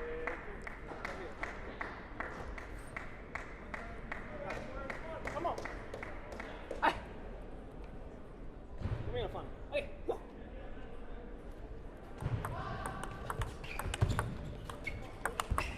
Oh, big forehand. Alguetti's take the men's doubles final. Indiana. 3 games to 1. Our first champions have been crowned here at the College Table Tennis Championships. Sharon Alguetti and Gal Alguetti defeat Judith Danny and Jeremy Hazen 3 games to 1. Roger, that was a great match. I'll tell you what, man. Other than the second game, where the Alguettis just got on fire and just rolled through, man, it was a battle from the start. Yes, it was, and men's doubles final has come to a conclusion here. The Alguetti brothers are our first champions at this competition. Hard-fought match. I don't think a lot of people know that the women's championship match is coming up, because a lot of people are like, "Oh, cool, that's over. We can go now." Well, you know, we've got the men's round robin still going on around here. You know, matches are still happening all around the grounds. You know. But congratulations to the Alguetti brothers. We'll have a trophy ceremony in a little bit here, but that was a great way to end our first complete championship here at the competition. Yeah, this is a rarity too. I mean, usually the first day we get through a lot of matches, but we don't end up completing the whole doubles section. Yeah. But today we're going to get it all done. Get it all done for doubles. Well, congratulations again to the Alguetti brothers. Really hard-fought match. Both teams, good way to start. We'll see them all tomorrow in singles. So thank you very much for tuning in to the men's doubles final. Don't go very far. We do have the women's doubles final coming up between Zhen Dang and Jackie Lin and Eden G and Kelly Zhao. Stay tuned. We'll come back at the 2022 College Table Tennis Championships.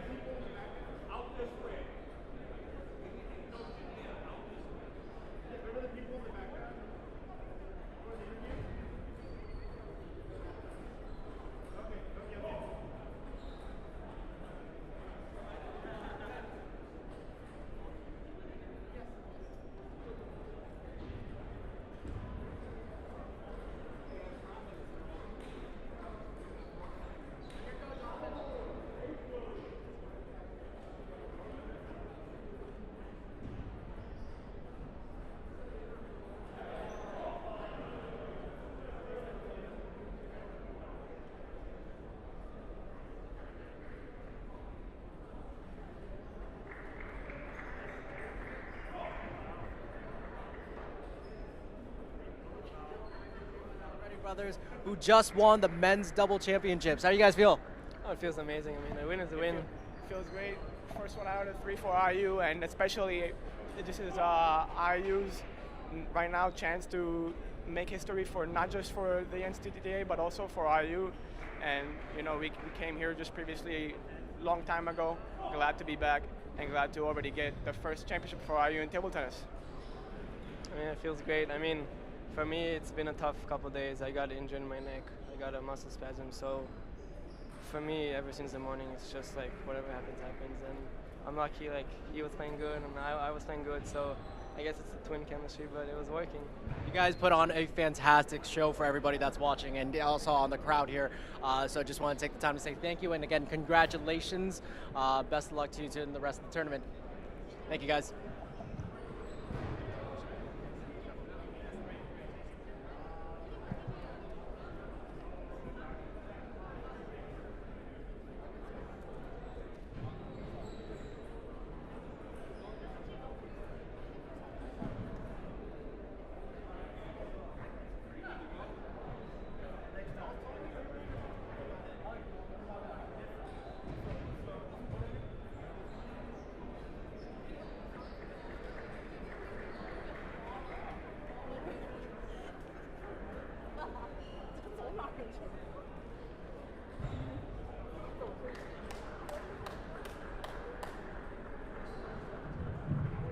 All right, let's welcome our women's finalists in the women's doubles championship.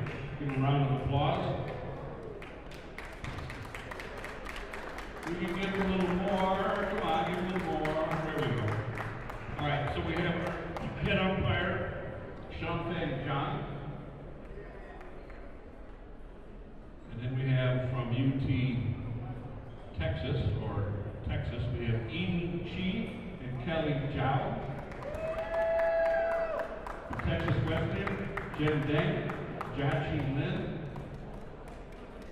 and our assistant umpire, Simon Chu. This is 3 out of 5. Shake hands and come out and fight.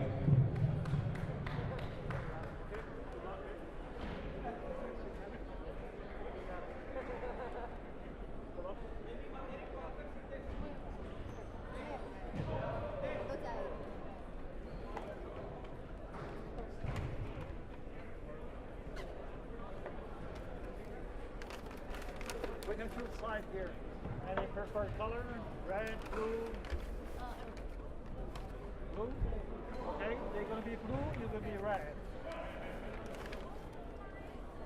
Okay?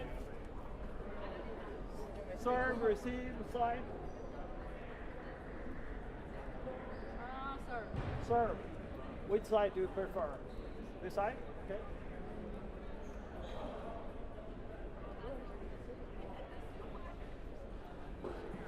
Two minutes practice.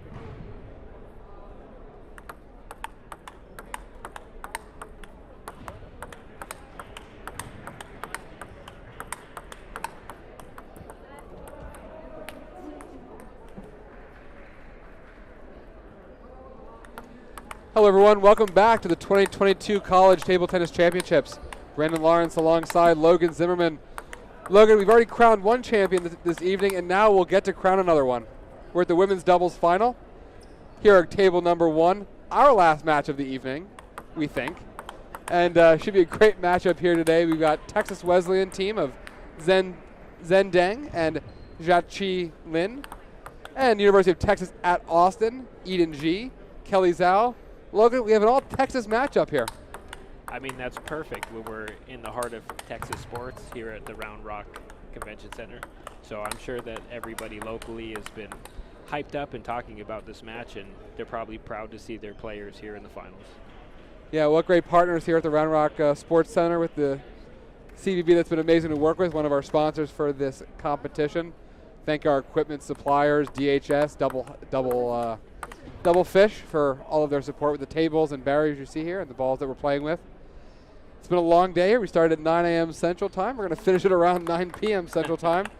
We're excited to be here for the women's doubles final here at the 2022 College Table Tennis Championships.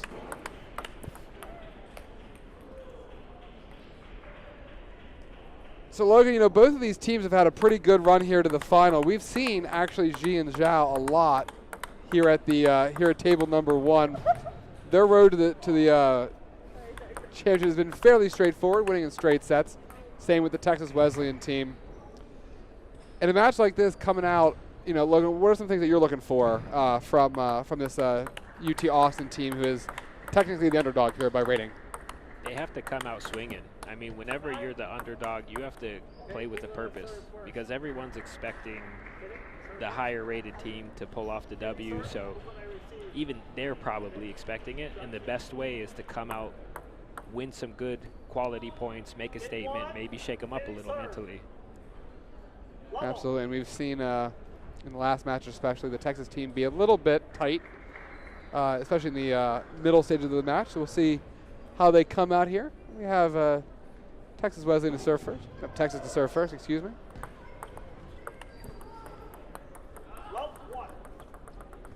Maybe a little bit of nerves there to start off.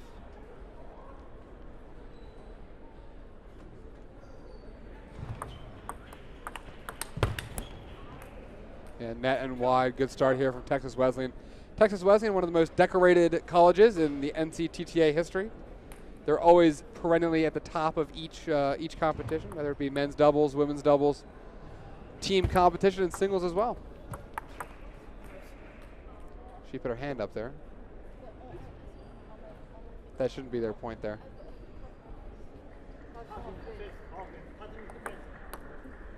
Yeah, so we got 2-1 here. She put her hand up as a hindrance.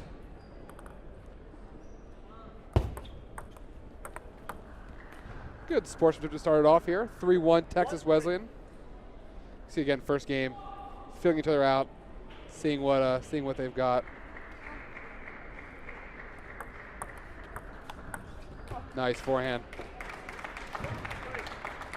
Yeah, early on it's always kind of a little test to see if you can figure out like what will and won't work strategy-wise. Absolutely, Logan. And see a hard return into the net there. And even a little bit of a period of calibrating. You don't know how much spin or power your opponents have, so the first game's really trying to just get used to it. Yeah, forehand into the net there. You know, Roger was talking about the crowd leaving. The crowds came back here. It's a nice crowd here for this women's doubles final tonight. This is a quick water break. Backhand goes long there. We got 4-all.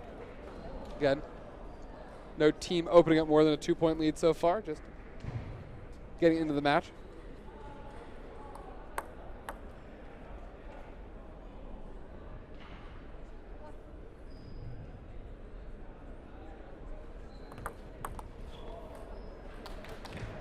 Good serve, forces the error.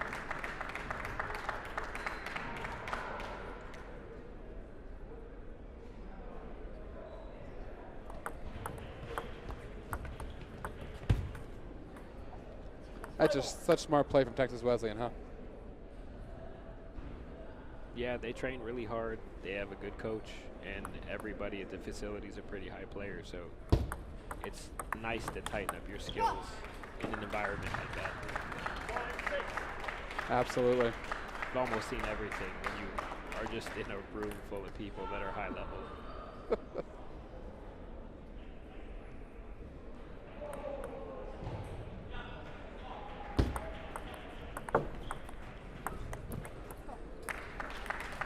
We've got Texas here with a 7-5 lead with 2 serves here. When you're in the spot, you have to take advantage of this and extend this lead. You can't let it get 7-7 here.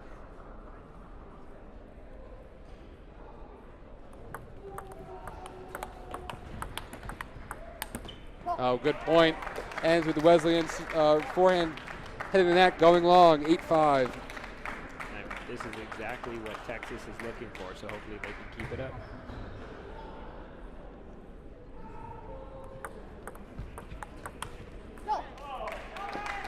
That's exactly what Texas needed to do there. Up 9-5 here in the first game.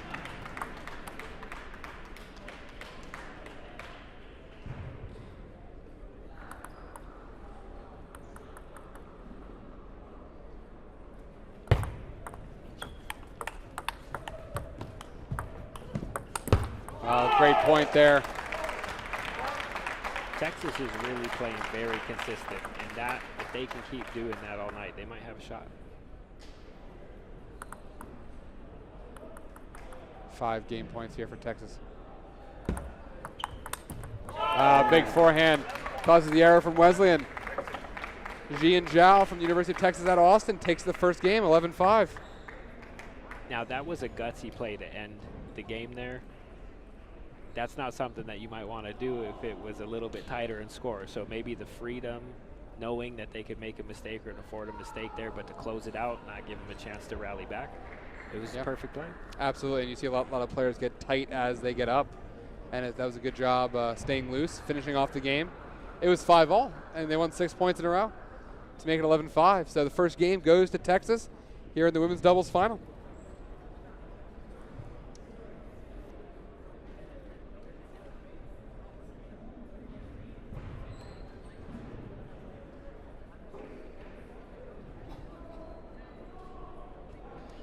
But Logan, even though this is the last match of tonight, the fun doesn't stop. We got 2 more great days of table tennis action. Tomorrow, leading off on the outside courts, we've got the final men's round robin format that will determine the top 16 teams to go into the elimination rounds on Sunday. Tomorrow at 10 a.m. starting here on tables 1 and 2, we got the men's team knockout rounds as well as the women's teams. We'll crown a team champions tomorrow. That kind of sets NCTTA apart as our team atmosphere. So that's going to be a great day Saturday. And then Sunday's all individual play. So men's singles, women's singles will start at the 30 seconds, and we'll go all the way down and crown a champion on Sunday. So we're coming to the end of day 1 of 3 great days of table tennis action here at the 2022 College Table Tennis Championships. Can't wait, right? Dude, I cannot wait to hear the roars tomorrow. You've been here since last Saturday, though. So Yeah. you've seen this come all the way from just an open, amazing Round Rock Sports Center. They have 6 basketball courts here. It's an amazing facility. You've helped transform this into a table tennis mecca. And it helped transform my body to being a little bit stronger, carrying all the equipment. We've got 20 competition tables, 14 practice tables, 34 total tables to come in here. I don't think people appreciate the kind of work it takes to make this tournament happen here today. So very excited about it. Thank you to you and all the volunteers for all your hard work. And we couldn't thank a better partner than the Round Rock Sports Center and the Round Rock CVB here. Yeah, they've been great hosts this year. And we look forward to many, many more years in the future of doing these type of events with them. Absolutely. This is the 3rd year we've been here. We were in 2016, here in 2018. Something happened in 2020. It meant we couldn't come here. And now here we are in 2022. So good start to this set. Left off, picking up where they left off. 3-2 lead for Texas here.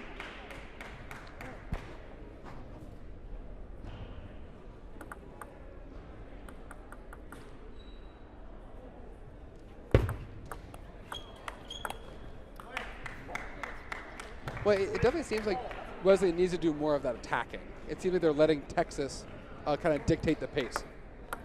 Yeah, it's one of these things that you can get into the wrong rhythm if you're not choosing the strokes. And sometimes at this level, the confidence is what will drive a team to success.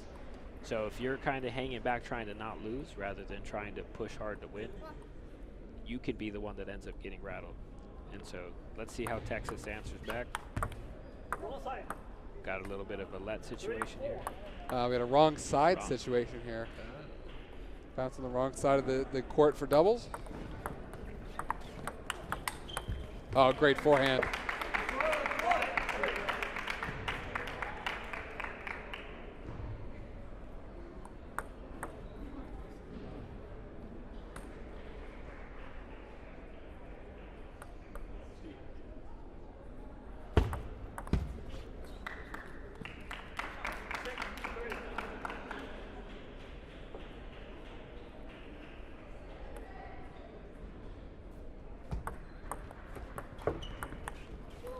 Wesleyan's right at the ship a little bit here, taking a 7-3 lead. See Texas levels dipped a little bit. Wesleyan raised it a little bit, and here we are. I mean, they're doing what they need to do. They kind of played with a couple different things tactically, and it looks like they found a rhythm. That was unfortunate. That could have pressed the lead to 8. Yeah, that's a shot you want, though. That's the right shot. Yeah, just missed it. The correct line. I don't think her partner would have been able to get to it from Texas.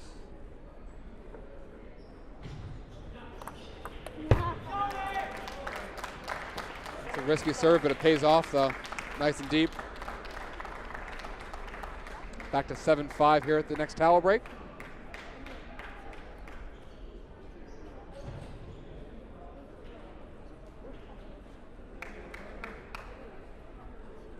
We have 2 serves here for Wesleyan.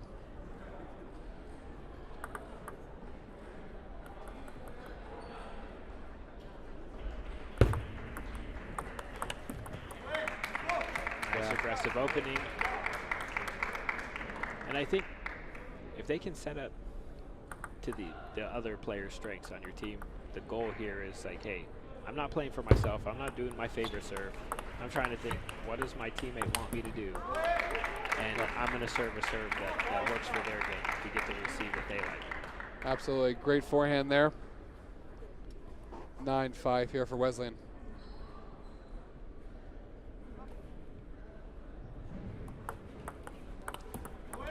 Yeah, what a great return there.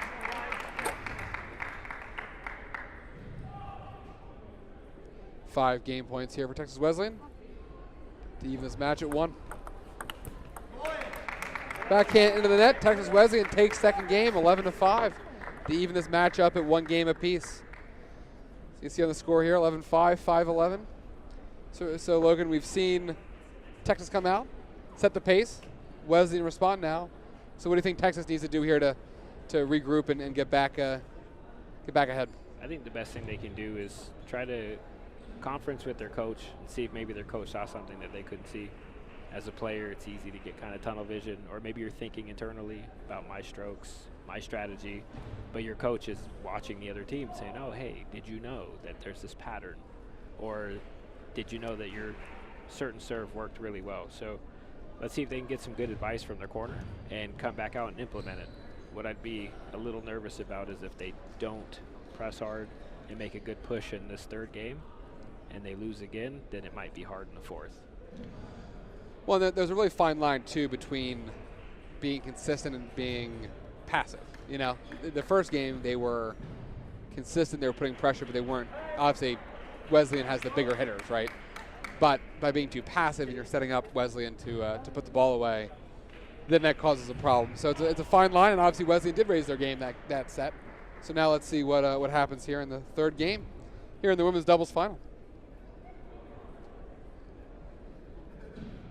All right, we've got Game 3, can you serve? Texas to serve.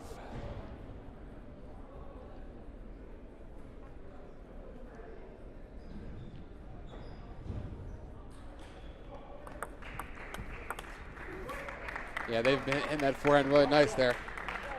Well, she let it get off the edge of the table, and you know that they can take a full swing at it. So I wonder if she wanted to keep it a little shorter and it just got away from her.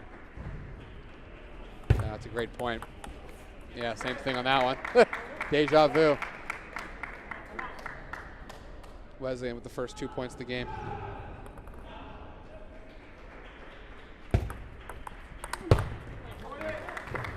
Yeah, she's been teeing off on that forehand the last couple games. She finally found a rhythm. Found what she needed to do.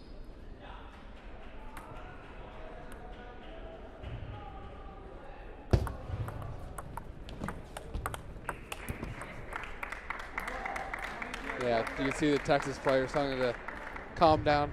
Texas has to be careful here. You don't want to let too much momentum build from Texas Wesleyan.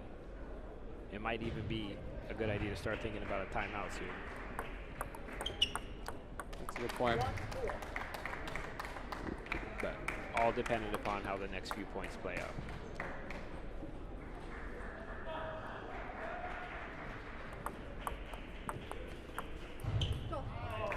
Yeah, it's a nice shot there from Texas. Wins 2 points on their serve and get it back to 4-2.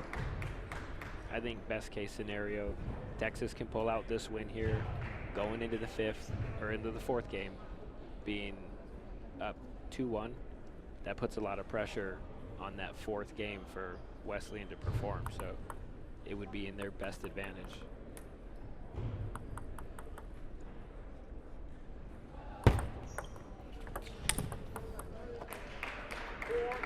That was a funky return, kind of handcuffed Wesleyan there. And you can see the look on the players from Texas. They were kind of like, hey, we'll take it.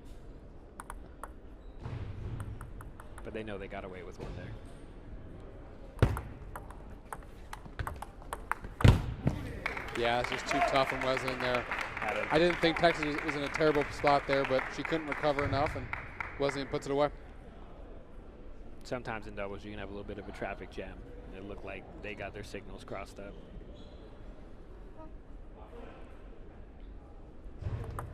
Let 3-4.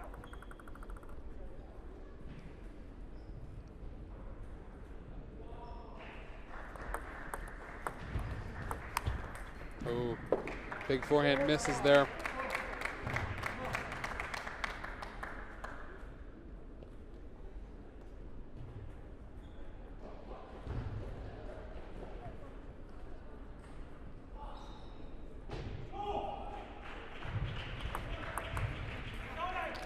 Yeah, Lorraine, she lost focus there on that return.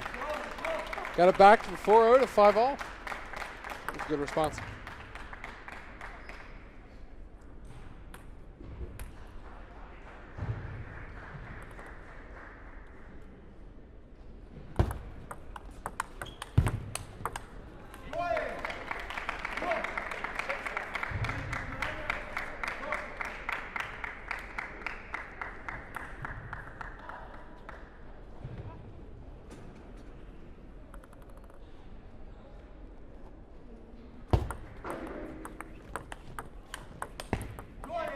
Yeah, that's not the point that Texas wants to play, though.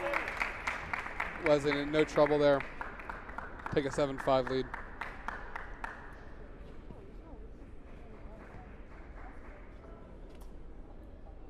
Well, Texas having a mini strategy session while Wesleyan's taking their towel break. Good use of their time.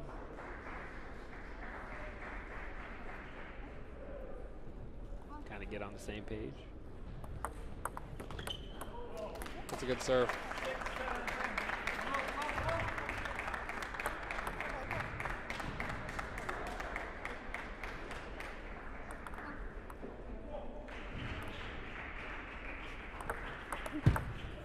Yeah, that long serve. It was an interesting call for that one. They might have been trying to catch him by surprise, but whenever you let the ball go off that over the end line, you always take a chance that you're going to get a big power shot back.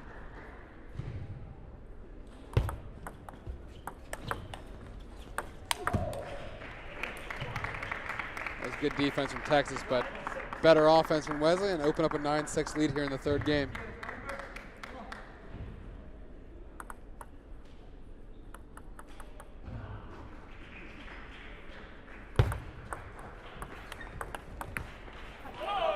That was a nice 3-ball attack there from Texas.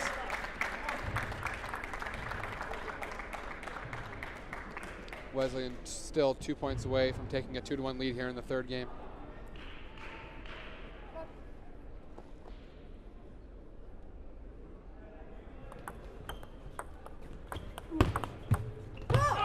Yeah, that serve was a lot better there from Texas.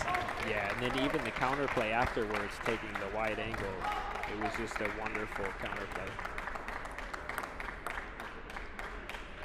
Serving at 8-9 here, trying to even up this third game.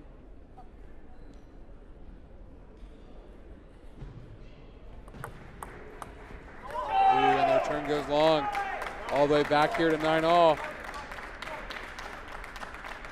Going for the 9-all towel break here. Next 2 points are pretty crucial. And this isn't exactly the ideal position, being 9-9, and your opponent has the serve for Texas. So they need to get some quality receives in here and try and keep the ball short enough or on the right line that they can't get attacked strongly back from Texas Wesleyan. Oh, what a backhand. I think that's one of those classic tactics. You hit it at the player that just received, hoping that they can't get out of the way of the ball in time. And now we have a game point here for Wesleyan on their own serve.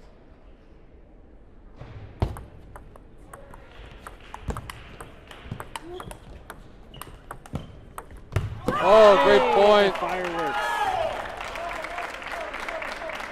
Texas stays alive here in the third game. We're at 10-all now, going extra points.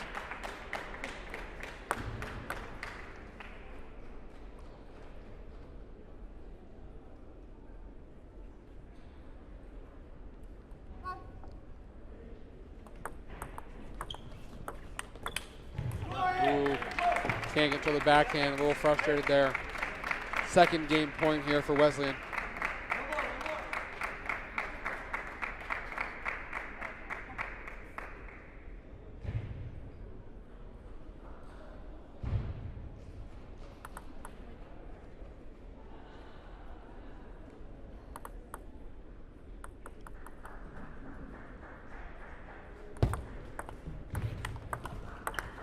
Oh, big backhand.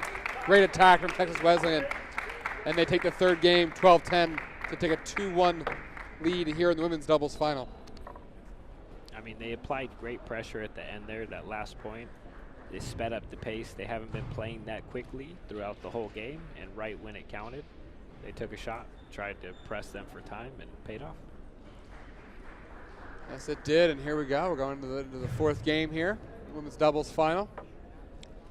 It's normally at this point that I promote the next match or promote the next stuff coming up here, but we want to make sure everyone tunes back in tomorrow morning at 10 a.m. Central Time for the team knockout rounds. It's been a great day of table tennis here at the Round Rock Sports Center. It's been good food this year too. It's been great concessions this year. Great layout here at the Round Rock Sports Center, and we're very excited to be here. I mean, that's definitely one of the things Austin seems to be known for is good culture, good food. So anytime that you can spend down in this area within a stone's throw, you can find all kinds of different cuisines that are very tasty. Had Whataburger for the first time last night, so that was my Texas experience. Texas staple, where it all started. I realized that the fine folks at the Round Rock TV would be horrified at that statement that all the great stuff that I had here. I had Torchy's tacos as well, though. Yeah, that's a great spot too. That's definitely a local favorite. Yeah. Yeah, I texted all my Texas friends to see what everyone. Torchy's. Yeah. I was Salt Line was also good too. I've heard Salt Line's very good as well. So. Barbecue joint. Yeah. Salt Lick is great. Salt Lick, sorry. There's a Salt Line next door to the hotel. Salt Lick is the go. That's right. That's right. Can you tell that it's late and we're hungry? Now, here we go. Fourth game. First point goes to Texas Wesleyan.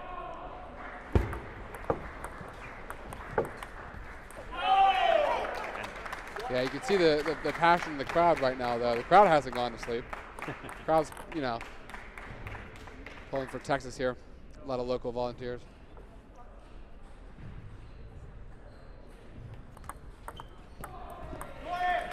I think to an extent, a lot of the crowd's pulling for a fifth game, just so that way we don't have to watch the action end.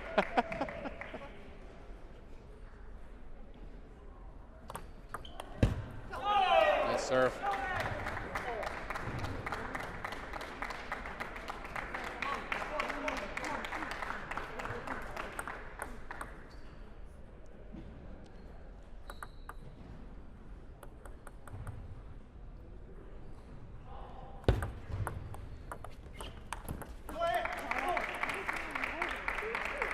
Yeah, when you're the underdog like Texas, those missed returns become even more important.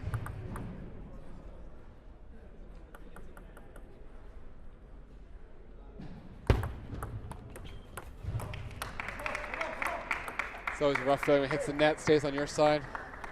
4-2 here at the first towel break for Wesleyan. Yeah, whenever you see that ball hit and teeter, it's like inside all you're thinking is just go another inch, go another inch. Dribble on their side so we can get the point. And then you apologize. That's a nice forehand.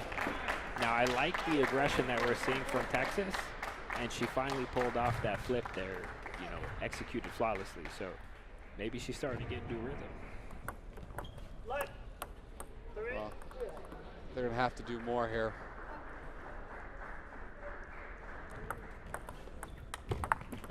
Ooh, that's a great get from Texas. Even the game up at 4.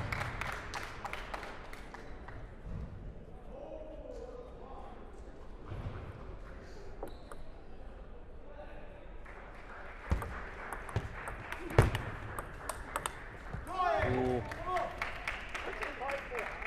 Just got off the wrong part of the racket. Yeah, it's just stuck a little bit in the middle. It's a little awkward to get her technique correct, keep that ball covered and redirected back onto the table. Ooh, that's a tough backhand. That hopped off the back of the table. And that was definitely one of those. Even though it had a good kick, she was there. So I'm sure inside she's kind of beating herself up for missing that one. But she had a good opportunity there. Absolutely. Serving at 4-6 here.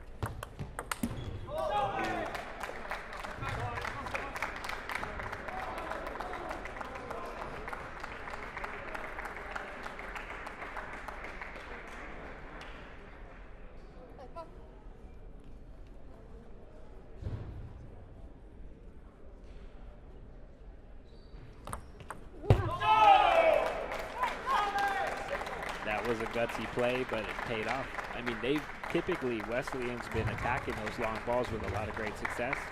She put a little extra heat on that. That looked a bit faster than the previous attempts, and it got through their defense. Yeah, absolutely. It looked like Wesleyan thought the ball was going to be a little shorter. Kind of caught up to her quickly, and we're at 6-all here. 2 serves coming up for Texas Wesleyan.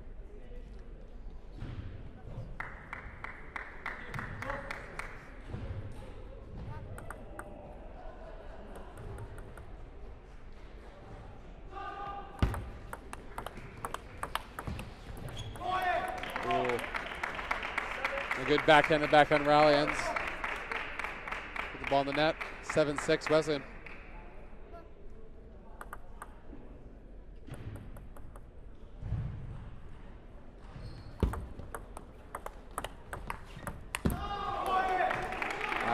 Second one in a row. You see the frustration in her face a little bit. Those are makeable balls. They're hard shots, but they're makeable. And now it's 8-6 Wesleyan.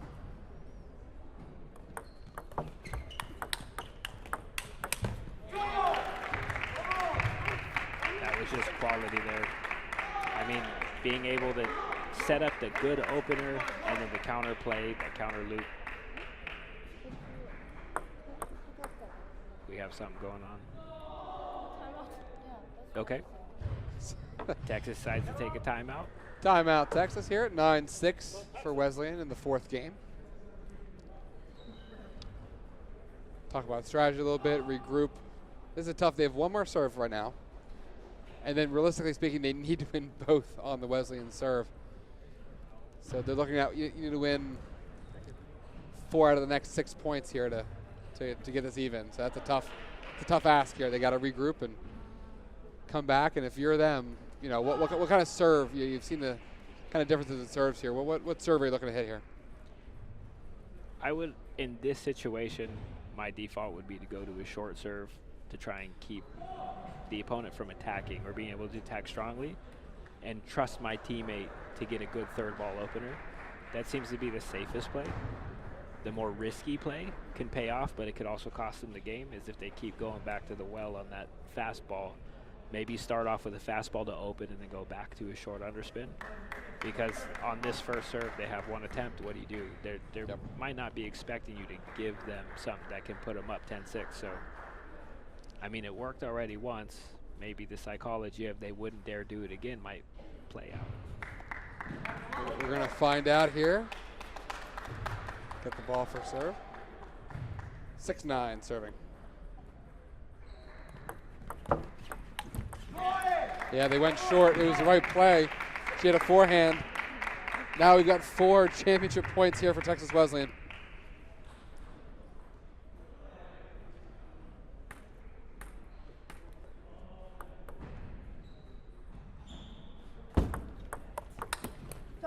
Ooh, net and long, one save. She was definitely feeling it. Forehand flips are not the easiest shot to play. She could have very easily made a mistake there, but pulls it off. There it is. Zhen Deng, Jia Qi Lin of Texas Wesleyan wins the women's doubles final 3-1, 5-11, 11-5, 12-10, and 11-7. We've crowned our first women's champion of the weekend. Texas Wesleyan taking home the women's doubles final. I mean, they've been playing great throughout the whole tournament, and sometimes when you get into the finals, you can have an upset storyline, but it wasn't to be here today, and the favorites came out on top. They did. They took the first game, figured it out. You know, Texas played a really good first game. Wesleyan wasn't quite into the match yet. Figured it out, 11-5, 12-10, 11-7. Really good final to close out day one of the 2022 College Table Tennis Championships. Congratulations again to Texas Wesleyan and Zhen Deng and Jia Qi Lin for winning the women's doubles final. We will see everyone back here tomorrow, 10 a.m. Central Time, for the co-ed and the women's team knockout round. Brandon Lawrence alongside Logan Zimmerman. Thank you all for watching day one of the 2022 College Table Tennis Championships. We'll see you tomorrow. See you tomorrow.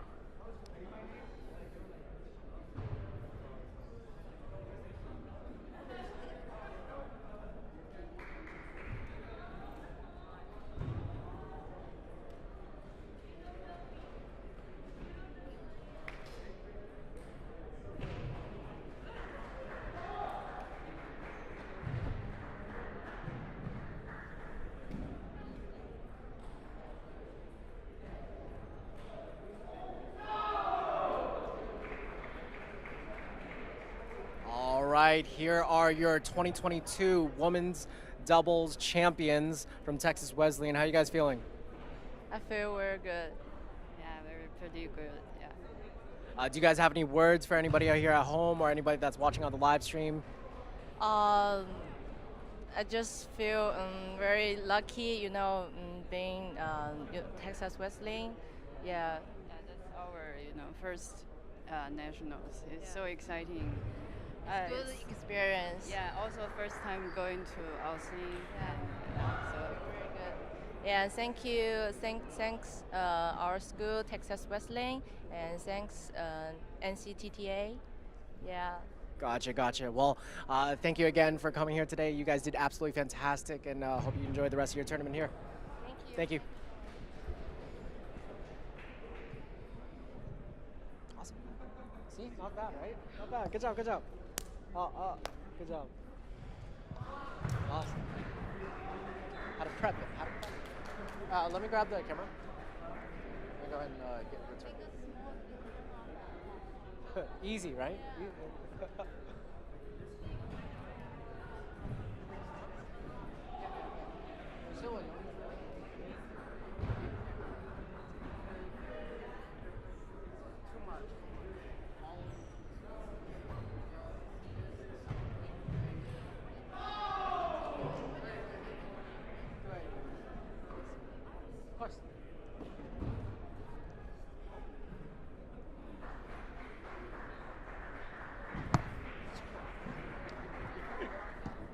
Excuse me.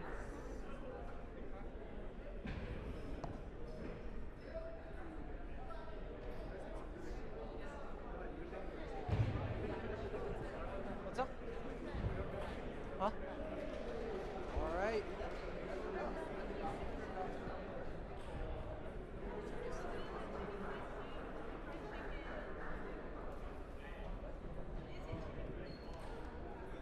It was so funny. It was so funny. You're not gonna interview me, are you? I was like, my English isn't that good. What? They're playing? Oh, it's an actual match, huh? Why did Chase want to stop it?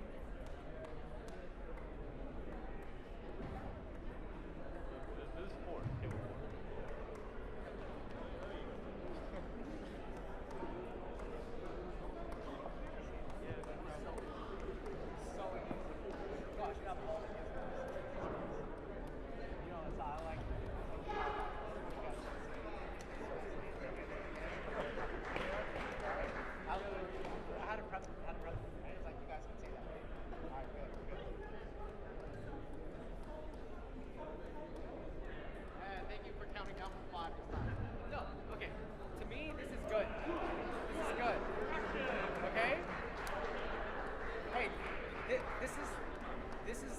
German 3. Okay? Don't